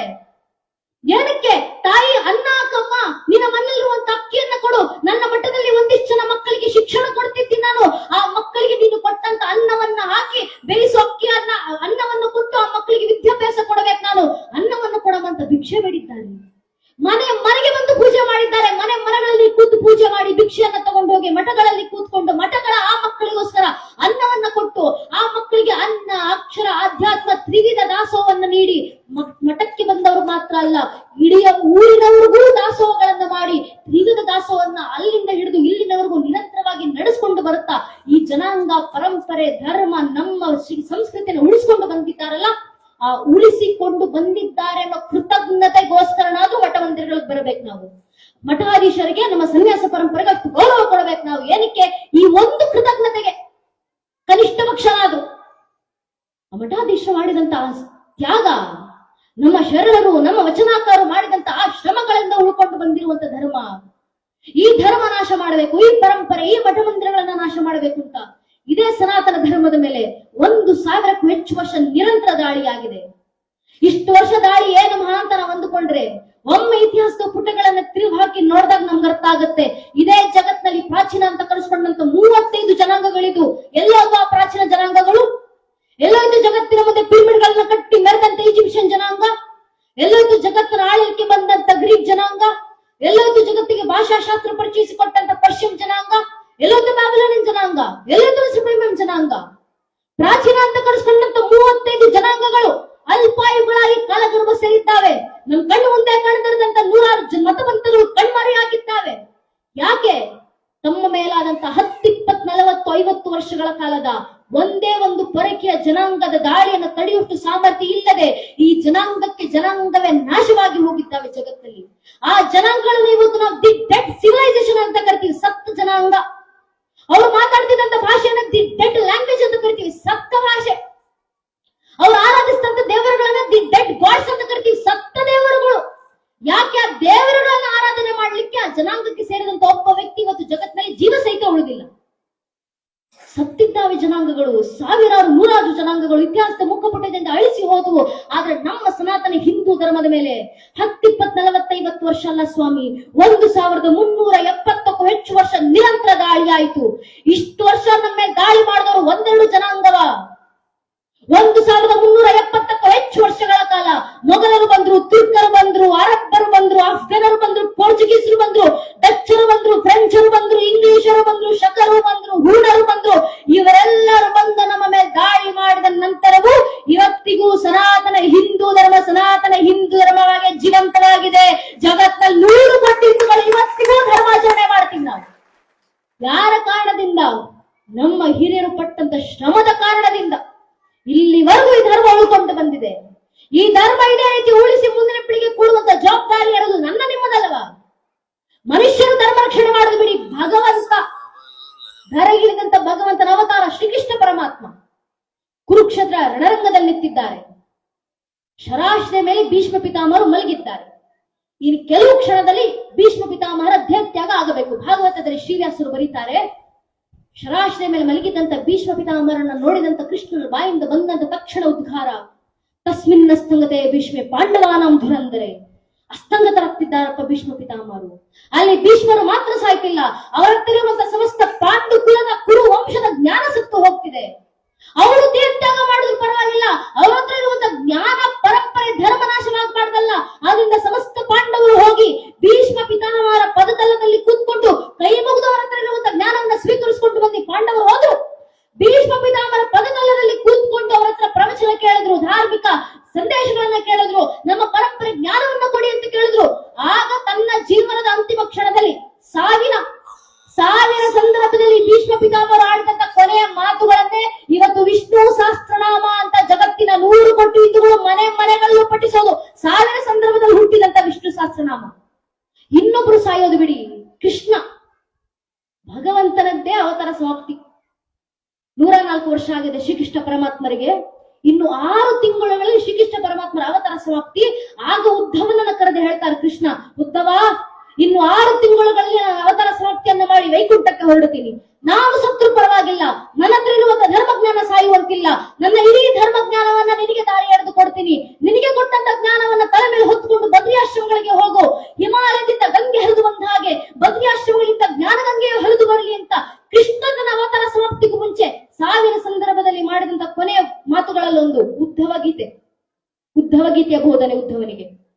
ಅಂಥ ಕಷ್ಟಪಟ್ಟು ಭಗವಂತನ ಅವತಾರದಿಂದ ಹಿಡಿದು ಭಗವಂತನ ಕಾರ್ಯವನ್ನ ಮಾಡಲಿಕ್ಕೆ ಬಂದಂತ ಮನುಷ್ಯರವರೆಗೂ ಒಬ್ಬೊಬ್ಬರು ಶ್ರಮ ಪಟ್ಟಿದ್ದಾರೆ ಈ ಧರ್ಮದ ಉಳಿವಿಗೆ.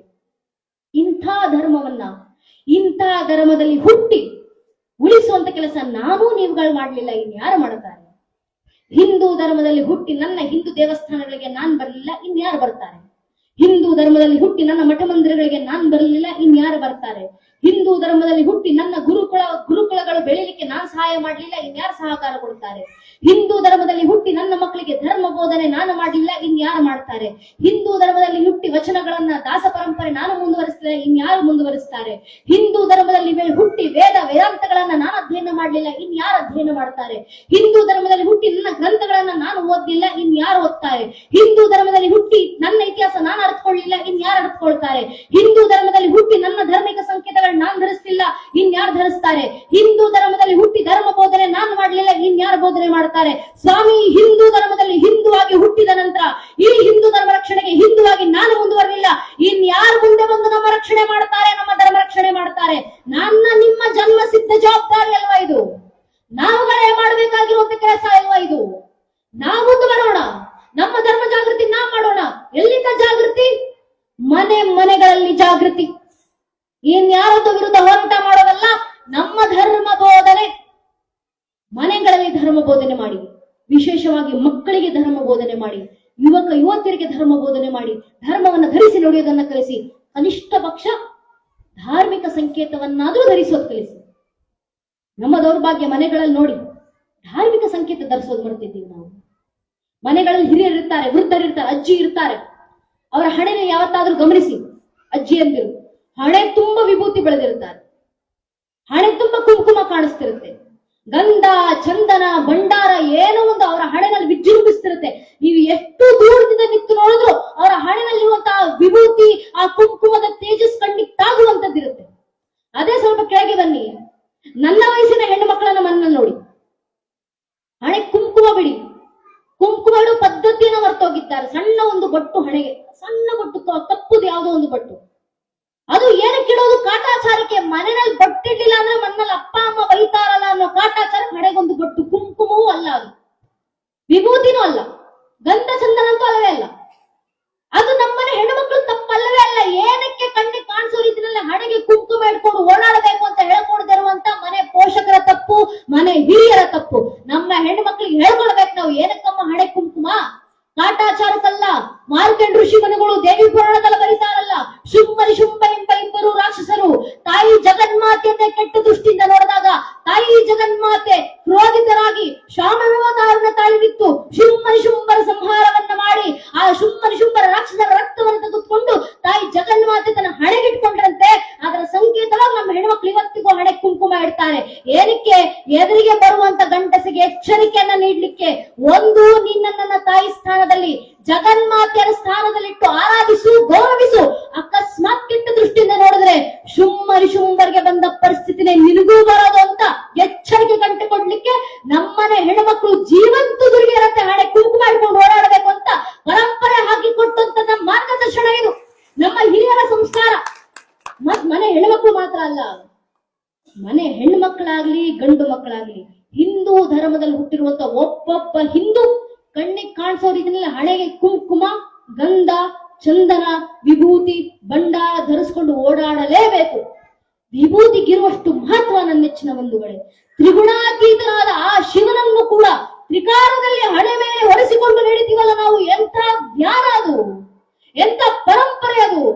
3 ಲೋಕಗಳಲ್ಲೂ ನಿನ್ನನ್ನು ರಕ್ಷಿಸ್ತೀನಿ, 3 ಕಾಲಗಳಲ್ಲೂ ನಿನ್ನನ್ನು ರಕ್ಷಿಸ್ತೀನಿ, 3 ಪರಿಸ್ಥಿತಿಗಳಲ್ಲೂ ನಿನ್ನನ್ನು ರಕ್ಷಿಸ್ತೀನಿ, 3 ಅವಸ್ಥೆಗಳನ್ನು ದಾಟಿದ ನಂತರ, ತುರಿಯ ಅವಸ್ಥೆಗೆ ಬಂದ ನಂತರವೂ ನಿನ್ನನ್ನು ಕಾಯಲಿಕ್ಕೆ ನಾನು ಸಿದ್ಧವಾಗಿರ್ತೀನಿ.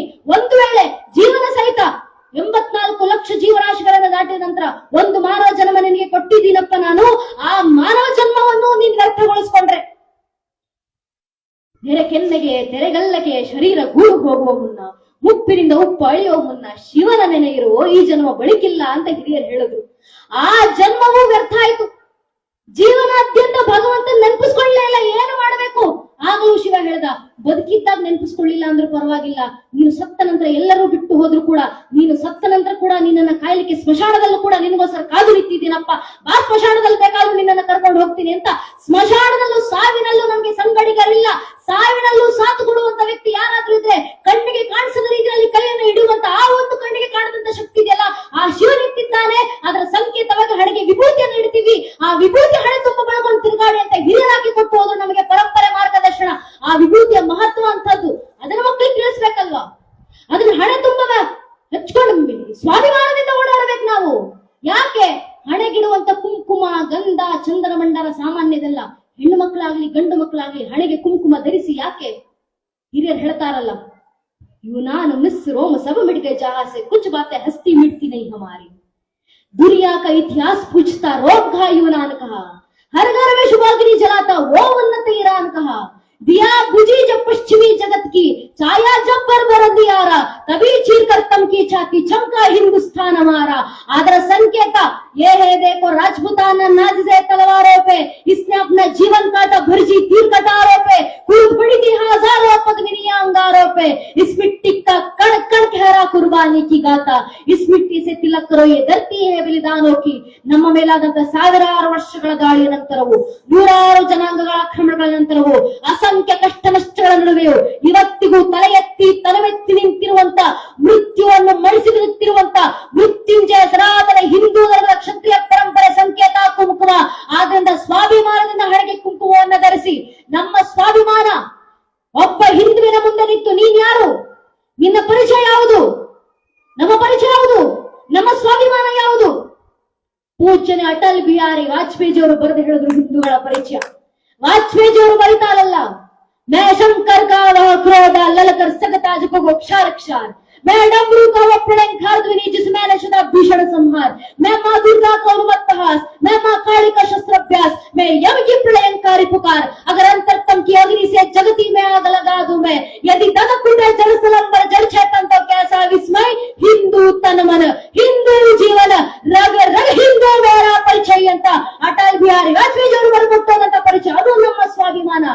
ಈ ಸ್ವಾಭಿಮಾನ ಒಬ್ಬೊಬ್ಬ ಹಿಂದುವಿನಲ್ಲೂ ಬರಲಿ. ಅಂದಿನಿಂದ ಹಿಡಿದು ಇಂದಿನವರೆಗೂ ಧರ್ಮ ಆಳಿಸೋದು ಬಿಡಿ, ಈ ಧರ್ಮವನ್ನು ಅಲುಗಾಡಿಸ್ಲಿಕ್ಕೂ ಯಾರಿಂದಲೂ ಸಾಧ್ಯವಾಗಿ ಇಲ್ಲ. ಧರ್ಮವನ್ನು ಬಿಡಿ ಸ್ವಾಮಿ. ಧರ್ಮದಲ್ಲಿ ಹುಟ್ಟಿದಂತ ಒಂದು ಗ್ರಂಥ ಲಕ್ಷ ಲಕ್ಷ ಯುಗಗಳ ಹಿಂದೆ ಆ ಹಯಗ್ರೀವ ರೂಪದಲ್ಲಿ ಒಂದು ರಕ್ಷಣೆ ಮಾಡಿದಂತ ಆ ಋಗ್ವೇದ, ಆ ಋಗ್ವೇದದ ಪ್ರಥಮ ಪುಸ್ತಕ ಅದು. ಆ ಪ್ರಥಮ ಪುಸ್ತಕದ ಪ್ರಥಮ ಮಂಡಳದ ಪ್ರಥಮ ಸೂಕ್ತದ ಪ್ರಥಮ ಮಂತ್ರ ಅಗ್ನಿವೀಳೆ ಪುರೋಹಿತಂ ಯಜ್ಞಸದೇವ ಮೃತ್ವಿಜಂ ಹೋತಾಹಾರ ಮೃತ ದದಾತಮಂ ಅಂತ ಋಗ್ವೇದದ ಪ್ರಥಮ ಮಂತ್ರದಿಂದ ಹಿಡಿದು ಇಡೀ ಋಗ್ವೇದದಲ್ಲಿ ಒಟ್ಟು 4,34,000 ಪದಗಳು. ಚತುರ್ವೇದಗಳನ್ನ ಒಡಿಸಿ ನೋಡಿದ್ರೆ ಒಟ್ಟು 24 ಲಕ್ಷ ಪದಗಳು. ಬರೆದು ಸಾವಿರಾರು ವರ್ಷಗಳು ಕಳೆದು ಹೋಗಿದ್ದಾವೆ. ದರ್ಶನಗೊಂಡು ಲಕ್ಷ ಲಕ್ಷ ಯುಗಗಳು ಕಳೆದು ಹೋಗಿದ್ದಾವೆ. ಸಾವಿರಾರು ವರ್ಷಗಳ ದಾಳಿಗಳು ಆಕ್ರಮಣಗಳು ನಮ್ಮ ಮೇಲಾಗಿ ಹೋಗಿದ್ದಾವೆ. ಇಷ್ಟೆಲ್ಲ ಆದ ನಂತರವೂ ಇವತ್ತಿಗೂ 21ನೇ ಶತಮಾನದಲ್ಲೂ 2025ರಲ್ಲೂ ಒಂದೊಂದು ಹಿಂದೂ ಮಠ ಮಂದಿರಕ್ಕೆ ಬಂದ್ರು, ಒಂದೊಂದು ಹಿಂದೂ ಮಠ ಮಂದಿರಗಳಲ್ಲಿ ಅಷ್ಟು ವೇದಗಳನ್ನು ಅದೇ ರೀತಿ ಕಂಠಪಾಠ ಮಾಡಿ ಆ 4,34,000 ಅಕ್ಷರಗಳಲ್ಲಿ ಒಂದೇ ಒಂದು ಅಕ್ಷರ ಆಚೆ ಈಚೆ ಆಗದೆ ಇರುವಂತೆ ಅಷ್ಟು ವೇದಗಳನ್ನು ಅದೇ ರೀತಿ ಕಂಠಪಾಠ ಮಾಡಿ ಅಷ್ಟೇ ಪವಿತ್ರವಾಗಿ ಇವತ್ತಿಗೂ ಮಠ ಮಂದಿರಗಳಲ್ಲಿ ಉಚ್ಚಾರ ಮಾಡ್ತೀವಲ್ಲ ನಾವು. ನಮ್ಮ ಪರಂಪರೆ ಇನ್ನು ಇಷ್ಟು ಹಿರಿಯ ಮಟ್ಟದಿರಬೇಕು. ಯೋಚನೆ ಮಾಡಿ. ಹುಟ್ಟಿದಂತ ಒಂದು ಗ್ರಂಥದ ಒಂದು ಅಕ್ಷರವನ್ನು ಕೂಡ ಅಳಿಸಿ ಹೋಗ್ಲಿಕ್ಕೆ ನಮ್ಮ ನಿಮ್ಮ ಪೂರ್ವಿಕರು ಬಿಟ್ಕೊಡ್ಲಿಲ್ಲ. ಅಷ್ಟು ಘನವೆತ್ತ ಪರಂಪರೆ. ಕೊನೆಗೊಂದು ಮಾತು ನನ್ನ ನೆಚ್ಚಿನ ಬಂಧುಗಳೇ, ಆ ಘನವೆತ್ತ ಪರಂಪರೆ ರಕ್ಷಣೆ ನಮ್ಮಿಂದ ಆಗುತ್ತೆ. ನಮ್ಮ ಕೈಲಾಗುವಂತ ಕೆಲಸವನ್ನ ಧರ್ಮಕ್ಕೆ ಮಾಡೋಣ. ಎಲ್ಲಿ ಜಾಗೃತಿ ಮೂಡಿಸ್ತೇವೆ ಅನ್ನೋ ಗೊತ್ತಿಲ್ಲ. ಮನೆಗಳಲ್ಲಿ ಜಾಗೃತಿ ಮೂಡಿಸಿ, ಮಕ್ಕಳ ಬಾಯಿಂದ ಸಾಧ್ಯವಾದರೆ ವೇದ ಮಂತ್ರ ಪಠಿಸಿ, ಆಗ್ಲಿಲ್ಲ ಭಗವದ್ಗೀತೆ ಶ್ಲೋಕಗಳನ್ನು ಹೇಳಿಸಿ, ಆಗ್ಲಿಲ್ವಾ ಕನಿಷ್ಠ ಪಕ್ಷ ಭಜನೆಗಳನ್ನು ಹೇಳಿಸಿ. ಮಕ್ಕಳ ಬಾಯಿಂದ ಭಜನೆ ಕೇಳಿದ್ರೆ ಭಗವಂತನೇ ಧರೆಗಿಡಿದು ಬರ್ತಾರೆ. ಕುಮಾರವ್ಯಾಸರು ಜೀವಂತ ಸಾಕ್ಷಿ. ಕುಂಬಾರಗುಂಡೆ ಎಂಬ ಭಕ್ತ ಹರಿಯರ ರಗಳೆ ಬರೀತಾರೆ. ಕುಂಬಾರಗುಂಡೆ ಎಂಬ ಮಡಿಕೆ ಮಾಡುವವರು ಮಡಿಕೆ ತಟ್ಟುವ ತಾಳಕ್ಕೆ ಶಿವನ ಭಜನೆಯನ್ನು ಹಾಡ್ತಾ ದಿನಾ ಕುಳಿತಿದ್ರಂತೆ. ಅದನ್ನ ನೋಡಿದಾಗ ಶಿವರಿಗೆ ಅನಿಸ್ತಂತೆ, ನನ್ನ ಭಕ್ತ ಕುಂಬಾರಗುಂಡೆಯ ದಿನಾ ನನಗೋಸ್ಕರ ಭಜನೆ ಹಾಡ್ತಾನೆ ಕುಳಿತಾನೆ, ನಾನು ಒಂದು ದಿನ ಹೋಗಬೇಕಲ್ಲ, ಅವನ ಜೊತೆ ಕುಳಿಬೇಕಲ್ಲ. ಶಿವರಿಗೆ ಮನಸ್ಸಾಯ್ತು, ಶಿವ ನೃತ್ಯ ಮಾಡಬೇಕಂದ್ರೆ ಇಷ್ಟು ರಂಗವೇದಿಕೆ ಸಾಲೋದಿಲ್ವಲ್ಲ. ಶಿವ ತಾನೇ ಖುದ್ದು ರಂಗವೇದಿಕೆಯನ್ನು ಸೃಷ್ಟಿ ಮಾಡಿಕೊಂಡ್ರು. ಒಂದು ಕಾಲಿನಿಂದ ಪಾತಾಳವನ್ನ ತುಳಿದು ಮತ್ತೊಂದು ಕಾಲಿನಿಂದ ಬ್ರಹ್ಮಾಂಡವನ್ನೆತ್ತಿ ಅಖಂಡವಾದಂತ ವಿರಾಟ ಸ್ವರೂಪವಾದಂತ ರಂಗವೇದಿಕೆ ಸೃಷ್ಟಿ ಮಾಡಿಕೊಂಡು ಆ ರಂಗಭೂಮಿನಲ್ಲಿ ಶಿವ ಭಕ್ತನ ಭಜನೆಯನ್ನ ಕೇಳ್ತಾ ನೃತ್ಯ ಮಾಡ್ಲಿಕ್ಕೆ ಶುರು ಮಾಡಿದ್ರಂತೆ. ಭಕ್ತನ ಭಜನೆಗೆ ಶಿವ ಮಾಡಿದಂತ ನೃತ್ಯ ಹೇಗಿತ್ತು? ಹರಿಯರು ರಗಳೆ ಬರೀತಾರೆ, ಕುಂಬಾರ ಗುಂಡನ ರಗಳೆ ಶಿವನ ನೃತ್ಯವನ್ನ ವರ್ಣಿಸ್ತಾ ದಶಭುಜ ಮಂದಿತ್ತಡದೊಳ ಪಸರಿಸಿ ಎಸೆವ ಕರಂಗಳ ನೆತ್ತಲ್ ನೇಮಿಸಿ ಒಂದು ಪದಂ ಪಾತಾಳವನೊತ್ತಿ ಒಂದು ಪದಂ ಬ್ರಹ್ಮಾಂಡವನೆತ್ತಿ ಜಡಗಳ ಬೆಂಬಿಡಿ ಬಿಡಿದಾಡುತ್ತಿರೆ ಮುಡಿಯುಳು ಸುರುಳದಿ ತುಳುಕಾಡುತ್ತಿರೆ ಕಡುಚಲ ಒಳಗ ಕುಡಿದಾಡುತ್ತಿರೆ ಬಿಸುಳುಗಡ ಮರುಗ ಢಂಢ ಢಳಿಯನಿ ತಿಸುಳಗಿ ಹರಿಯವ ತಾರಂ ತಿರ್ರನೆ ತಿರುಗುತ್ತಿರ ಕೈಗಳೆಡೆಯತ್ತಲ್ ಕರಿಯ ಕೋಲವೊಂಬು ಹೊರಿಸಲ್ ಸರಸಿಜ ಭವನ ಶಿರಂಬ ಬಿಡುತ್ತಿರ ಸುರನ ಶಿರೋಮಾಲಯಗಳು ಉಳಿಯುತ್ತಿರೆ ಪಂಗೆಜ್ಜಗಳ ರಂಭಲು ಗಲುಕೆನೆ ತಂಗಳ ಗಂಟೆಡ ಢಂಢಳಿರನೆ ಆಡಿದ ನಾಡಿದ ನಾಡಿದ ನಾಡಿದ ನಾಡಿದ ನಾಡಿದನ ಶಂಕರ ಆಡಿದನ ಗುಂಡನ ಮುಂದೀಶ್ವರ ಅಂತ ಹರಿಯರನ್ನು ಕುಂಬಾರ ಗುಂಡನ ರಗಳನ್ನ ಬರೆದು ವರ್ಣಿಸಿದ್ರಲ್ಲ. ಭಕ್ತ ಆಡುವಂತ ಭಜನೆಗಿರುವಂತ ತಾಕತ್ತಂತಹದ್ದು ಭಗವಂತನೇ ಕರೆಸಿ ನೃತ್ಯ ಮಾಡಿಸುತ್ತೆ. ಅದಕ್ಕೆ ಬಸವಣ್ಣನವರು ಹೇಳಿದ್ರು, ಸಮುದ್ರ ಗನೆ ಎಂಬನೆ ಧರೆಯ ಮೆರಡಗಿತ್ತು, ಧರೆಯ ಗನೆ ಎಂಬನೆ ನಾಗೇಂದ್ರನ ಪಣಾಮಣಿಯ ಮೆರಡಗಿತ್ತು, ನಾಗೇಂದ್ರನ ಗನೆ ಎಂಬನೆ ಪಾರ್ವತಿಯ ಕಿರುಕುಣಿಕೆ ಮುದ್ರೆ ಆಯಿತು, ಪಾರ್ವತಿಯ ಗನೆ ಎಂಬನೆ ಶಿವನ ಮೆರಡಗಿತ್ತು, ಶಿವನ ಗನೆ ಎಂಬನೆ ತನ್ನ ಭಕ್ತರ ಮನದ ಕೊನೆಯ ಮೊನೆ ಮೆರಡಗಿತ್ತು ಎಂಬ ಕೂಡಲ ಸಂಗಮ ದೇವ. ಏನು ಸುಂದರ ವಚನ! ಭಕ್ತಿಗಿರುವ ಸಾಮರ್ಥ್ಯ, ಆ ಭಕ್ತಿ ನಮ್ಮ ಮಕ್ಕಳಲ್ಲಿ ಬಿತ್ತರಿಸುವಂತ ಕೆಲಸ ಯಾರು ಮಾಡಬೇಕು? ಮನೆಯಲ್ಲಿ ಯಾರು ಮಾಡ್ತಾರೋ ಹೋಗುತ್ತಿಲ್ಲ, ತಾಯಿಂದ್ರಿಂದ ಮಾತ್ರ ಖಂಡಿತವಾಗ್ಲೂ ಸಾಧ್ಯ ಆಗುತ್ತೆ. ತಾಯಿಂದ್ರು ಜಾಗೃತರಾದ್ರೆ ಸಾಕು. ಮನೆಯಲ್ಲ ಶ್ರೀರಾಮಚಂದ್ರ ಅಂತ ಮಕ್ಕಳು ಹುಟ್ಟಬೇಕಂದ್ರೆ ಮನೆಯಲ್ಲಿರುವಂತ ಪ್ರತಿಯೊಬ್ಬ ತಾಯಿ ಕೌಶಲ್ಯ ಆದಾಗ ಮಾತ್ರ ಅದು ಸಾಧ್ಯ ಆಗೋದು. ಆದ್ರಿಂದ ತಾಯಿಂದ್ರು ಜಾಗೃತರಾಗಿ. ಈ ಸಮಯದಲ್ಲಿ ಇಷ್ಟು ಜನ ತಾಯಿಂದ್ರು ತಾವು ಮಾತ್ರ ಬರೋದಷ್ಟಲ್ಲದೆ ಮನೆಯ ಮಕ್ಕಳನ್ನು ಕುಟುಂಬಸ್ಥರನ್ನು ಸಮೇತವಾಗಿ ಕರ್ಕೊಂಡು ಬಂದು ಕಾರ್ಯಕ್ರಮದಲ್ಲಿ ಕೂರಿಸಿ ಹಿರಿಯರು ಆಡುವಂತ ಮಾತನ್ನ ಕೇಳಿಸ್ಕೊಳ್ಳಿ ಅಂತ ಕುಟುಂಬಸ್ಥರನ್ನೇ ಕರ್ಕೊಂಡು ಧರ್ಮಸಭೆಯಲ್ಲಿ ಕೂರಿಸಿದ್ದೀರಾ ಅಂದ್ರೆ ಇಡೀ ಊರಿನಲ್ಲಿ ಎಂತ ಧಾರ್ಮಿಕ ಪ್ರಭಾವವನ್ನ ತಾಯಿಂದ್ರು ಮಾಡಿದ್ದೀರಾ ಅಂತ ಕಣ್ಣು ಮುಂದೆ ಕಾಣಿಸ್ತಿದೆ. ತಾಯಿಂದ್ರ ಮಹತ್ವ ಅಂತದ್ದು. ಇಂತಹ ತಾಯಿಂದ್ರು ನಿಮ್ಮ ಊರಿನಲ್ಲಿ ಇರೋದ್ರಿಂದ ಈ ಊರಿಗೆ ಇಷ್ಟು ಸಂಸ್ಕಾರ. ದಯವಿಟ್ಟು ಇಂಥ ತಾಯಿಂದ್ರು ಇದೇ ಸಂಸ್ಕೃತಿಯನ್ನ ಮನೆಯ ಮಕ್ಕಳಲ್ಲಿ ಇನ್ನಷ್ಟು ಉದ್ದೀಪನವನ್ನಾಗಿಸಿ. ತಾಯಿಯ ಪಾತ್ರ ಮಕ್ಕಳ ಜೀವನದಷ್ಟು ಘನವಾಗಿರೋದ್ರಿಂದ ಇವತ್ತಿಗೂ ಮನೆಯ ಒಂದೊಂದು ಮಗುವನ್ನ ಇತಿಹಾಸದಲ್ಲಿ ತಾಯಿಸರಿಂದಲೇ ಗುರುತಿಸಿದ್ ನಾವು. ಇವತ್ತಿಗೂ ಅರ್ಜುನನ ನೆನಪಿಸ್ಕೊಂತೀವಿ. ಏನಂತ? ಕುಂತಿ ಪುತ್ರ ಅರ್ಜುನ ಕೌಂತೆಯ. ಭಗವದ್ಗೀತಾದಿಂದ ಕೃಷ್ಣ ಅದನ್ನೇ ಹೇಳಿದ್ರು ಅರ್ಜುನನಿಗೆ, ಕೌಂತೆಯ. ನಾವ್ ಇವತ್ತಿಗೂ ರಾಮನ ನೆನಪಿಸ್ಕೊಂತೀವಿ. ದಶರಥನ ಮಗ ರಾಮ ನೆನಪಾಗ್ತಾ ಇಲ್ವೋ? ಆದ್ರೆ ದಿನಾ ಬೆಳಗ್ಗೆದ್ದು ಸುಪ್ರಭಾತ ಆಡ್ತೀವಿ. ಕೌಶಲ್ಯ ಸುಪ್ರಜ ರಾಮ, ಕೌಶಲ್ಯ ಮಗ ರಾಮ ಬೆಳಗಾತಿ ಎದ್ದೇಳಪ್ಪ. ಭೀಷ್ಮನ ನೆನಪಿಸ್ಕೊಂತೀವಿ. ಏನಂತ? ಗಂಗಾಪುತ್ರ ಭೀಷ್ಮ. ತಾಯಿ ಸಂದಲೇ ನೆನಪಿಸ್ಕೊಂಡಿದ್ದು ಕೃಷ್ಣನನ್ನು. ಕುಮಾರವ್ಯಾಸರು ಗದಗಿನ ಭಾರತದ ಆದಿಪರ್ವದ ಪೀಠಿಕಾ ಸಂಧಿ 25ನೇ ಶ್ಲೋಕದಲ್ಲಿ ಕೃಷ್ಣನನ್ನ ಬೇಡ್ತಾರಲ್ಲ ಆಶೀರ್ವಾದ. ವೇದ ಪುರುಷನ ಸುತನ ಹೆಮ್ಮಗನ ಮಗನ ತಳೋದರಿಯ ಮಾತೃನ ಮಾಮರ್ತುಳನ ಭುಜಬಲದಿಗೆ ಗಂಡನಂಬೆ ನಾದಿನಿಯ ಜಠರದಲ್ಲಿ ಜನಿಸಿದ ಅನಾದಿ ಮೂರ್ತಿ ಸಲವಾಗದುಗಿನ ವೀರನಾರಾಯಣ. ಚತುರ್ಮುಖ ಬ್ರಹ್ಮ ವೇದ ಪುರುಷ. ಬ್ರಹ್ಮನ ಮಗ ಮರೀಚಿ ಮಗ ಪೂರ್ಣಿಮನ ಸಹೋದರ ಕಶ್ಯಪನ ಹೆಮ್ಮಗ ಅಂದ್ರೆ ಹಿರಿಯ ಮಗ ಇಂದ್ರನ ಮಗ ಅರ್ಜುನನ ತಳೋದರಿ ಅಂದ್ರೆ ಅರ್ಜುನನ ಪತ್ನಿಯ ಸೋದರ ಮಾವ ಕಂಸನ ಮವ ಜರಾಸಂಧ ಅಂತ ಜರಾಸಂಧನ ಭುಜಬಲದಿ ಗೆಲ್ಲಿದವ. ತೋಳ ಬಂದ ತಾಕತ್ತಿಂದ ಸೋಲಿಸಿದವ ಭೀಮನ ಅಗ್ರಜ ಯುಧಿಷ್ಠಿರನ ತಾಯಿ ಕುಂತಿಯ ನಾದಿನಿ ದೇವಕಿ. ಅಂತಹ ದೇವಿಕೆ ಜಠರದಲ್ಲಿ ರತ್ನಗರ್ಭದಲ್ಲಿ ಹುಟ್ಟಿದಂತ ಶ್ರೀಕೃಷ್ಣ ಪರಮಾತ್ಮ ನಮ್ಮೆಲ್ಲರಿಗೂ ಆಶೀರ್ವಾದ ಮಾಡಲಿ ಅಂತ ವೀರನಾರಾಯಣ ಮುಂದೆ ನಿಂತು ಕುಮಾರವ್ಯಾಸರು ಬೇಡ್ಕೊಂತಾರಲ್ಲ. ಏನು ಸುಂದರ ದೃಷ್ಟ ಅಂತ. ನೀವು ಚತುರ್ಮುಖ ಬ್ರಹ್ಮಂದ ಶುರು ಮಾಡಿದ್ರು ಕೊನೆಗೆ ಮಗುವಿನ ಪರಿಚಯ ಮಾಡ್ಕೊಡ್ಬೇಕಾದ್ರೆ ತಾಯಿ ಹೆಸರಿಂದಲೇ ಪರಿಚಯ ಮಾಡ್ಕೊಡ್ಬೇಕು.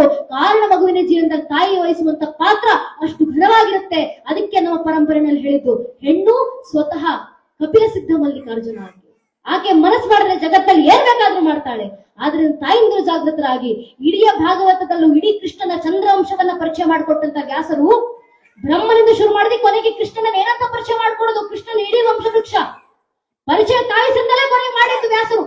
ಮೊದಲಿಗೆ ಬಂದದ್ದು ಶ್ರೀವಿಷ್ಣುವಿನ ಮಗ ಬ್ರಹ್ಮನ ಮಗ ಮರೀಚಿ ಮಗ ಕಶ್ಯಪನ ಮಗ ವೈವಾಸ್ವನ ಮಗ ಮನುವಿನ ಮಗ ಇಳನ ಮಗ ಪುರೂರವನ ಮಗ ಅಯುವಿನ ಮಗ ನಗೂಷನ ಮಗ ಯಾತ್ಯ ಮಗ ಯದುವಿನ ಮಗ ಕ್ರೋಸ್ತುವಿನ ಮಗ ಧ್ವಜೀವನ ಮಗ ಸ್ವಾತಿ ಮಗ ಋಷಂಕುವಿನ ಮಗ ಚಿತ್ರರಥನ ಮಗ ಶಶಿಬಿಂದುವಿನ ಮಗ ಪೃಥುಷಾರನ ಮಗ ಪೃಥ್ಯೋತ್ತಮನ ಮಗ ಉಷಾದನ ಮಗ ಶಿತಾಪುವಿನ ಮಗ ಋತುಮಕವಚನ ಮಗ ಪಾರವ್ರತನ ಮಗ ಜ್ಞಾಮೋಗನ ಮಗ ವಿಕ್ರಮನ ಮಗ ಕ್ರೋಧನ ಮಗ ಕುಂತಿ ಮಗ ದೃಷ್ಟಿ ಮಗ ನಿಧೃತಿ ಮಗ ದಾಸಾಯಿ ಮಗ ವ್ಯೋಮನ ಮಗ ಜಿಮುತನ ಮಗ ವಿಕೃತಿ ಮಗ ಭೀಮರಥ ಮಗ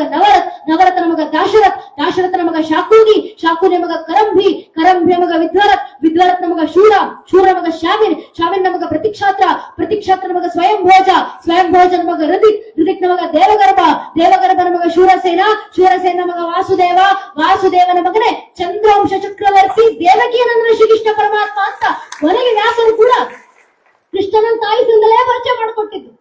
ಆದ್ರಿಂದ ತಾಯಿಗಿರುವಂತ ಮಹತ್ವ ಅಂತದ್ದು.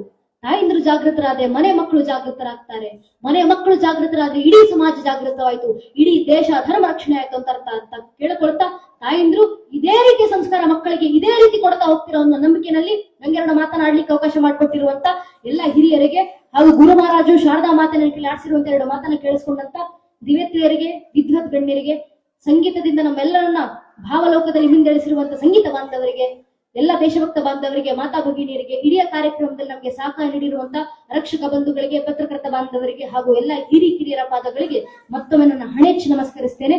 ಜೈ ಹಿಂದ್, ವಂದೇ ಮಾತರಂ. ಹರಿ ಓಂ ತತ್ಸತ್. ಶ್ರೀರಾಮಕೃಷ್ಣ ಅರ್ಪಣಮಸ್ತು.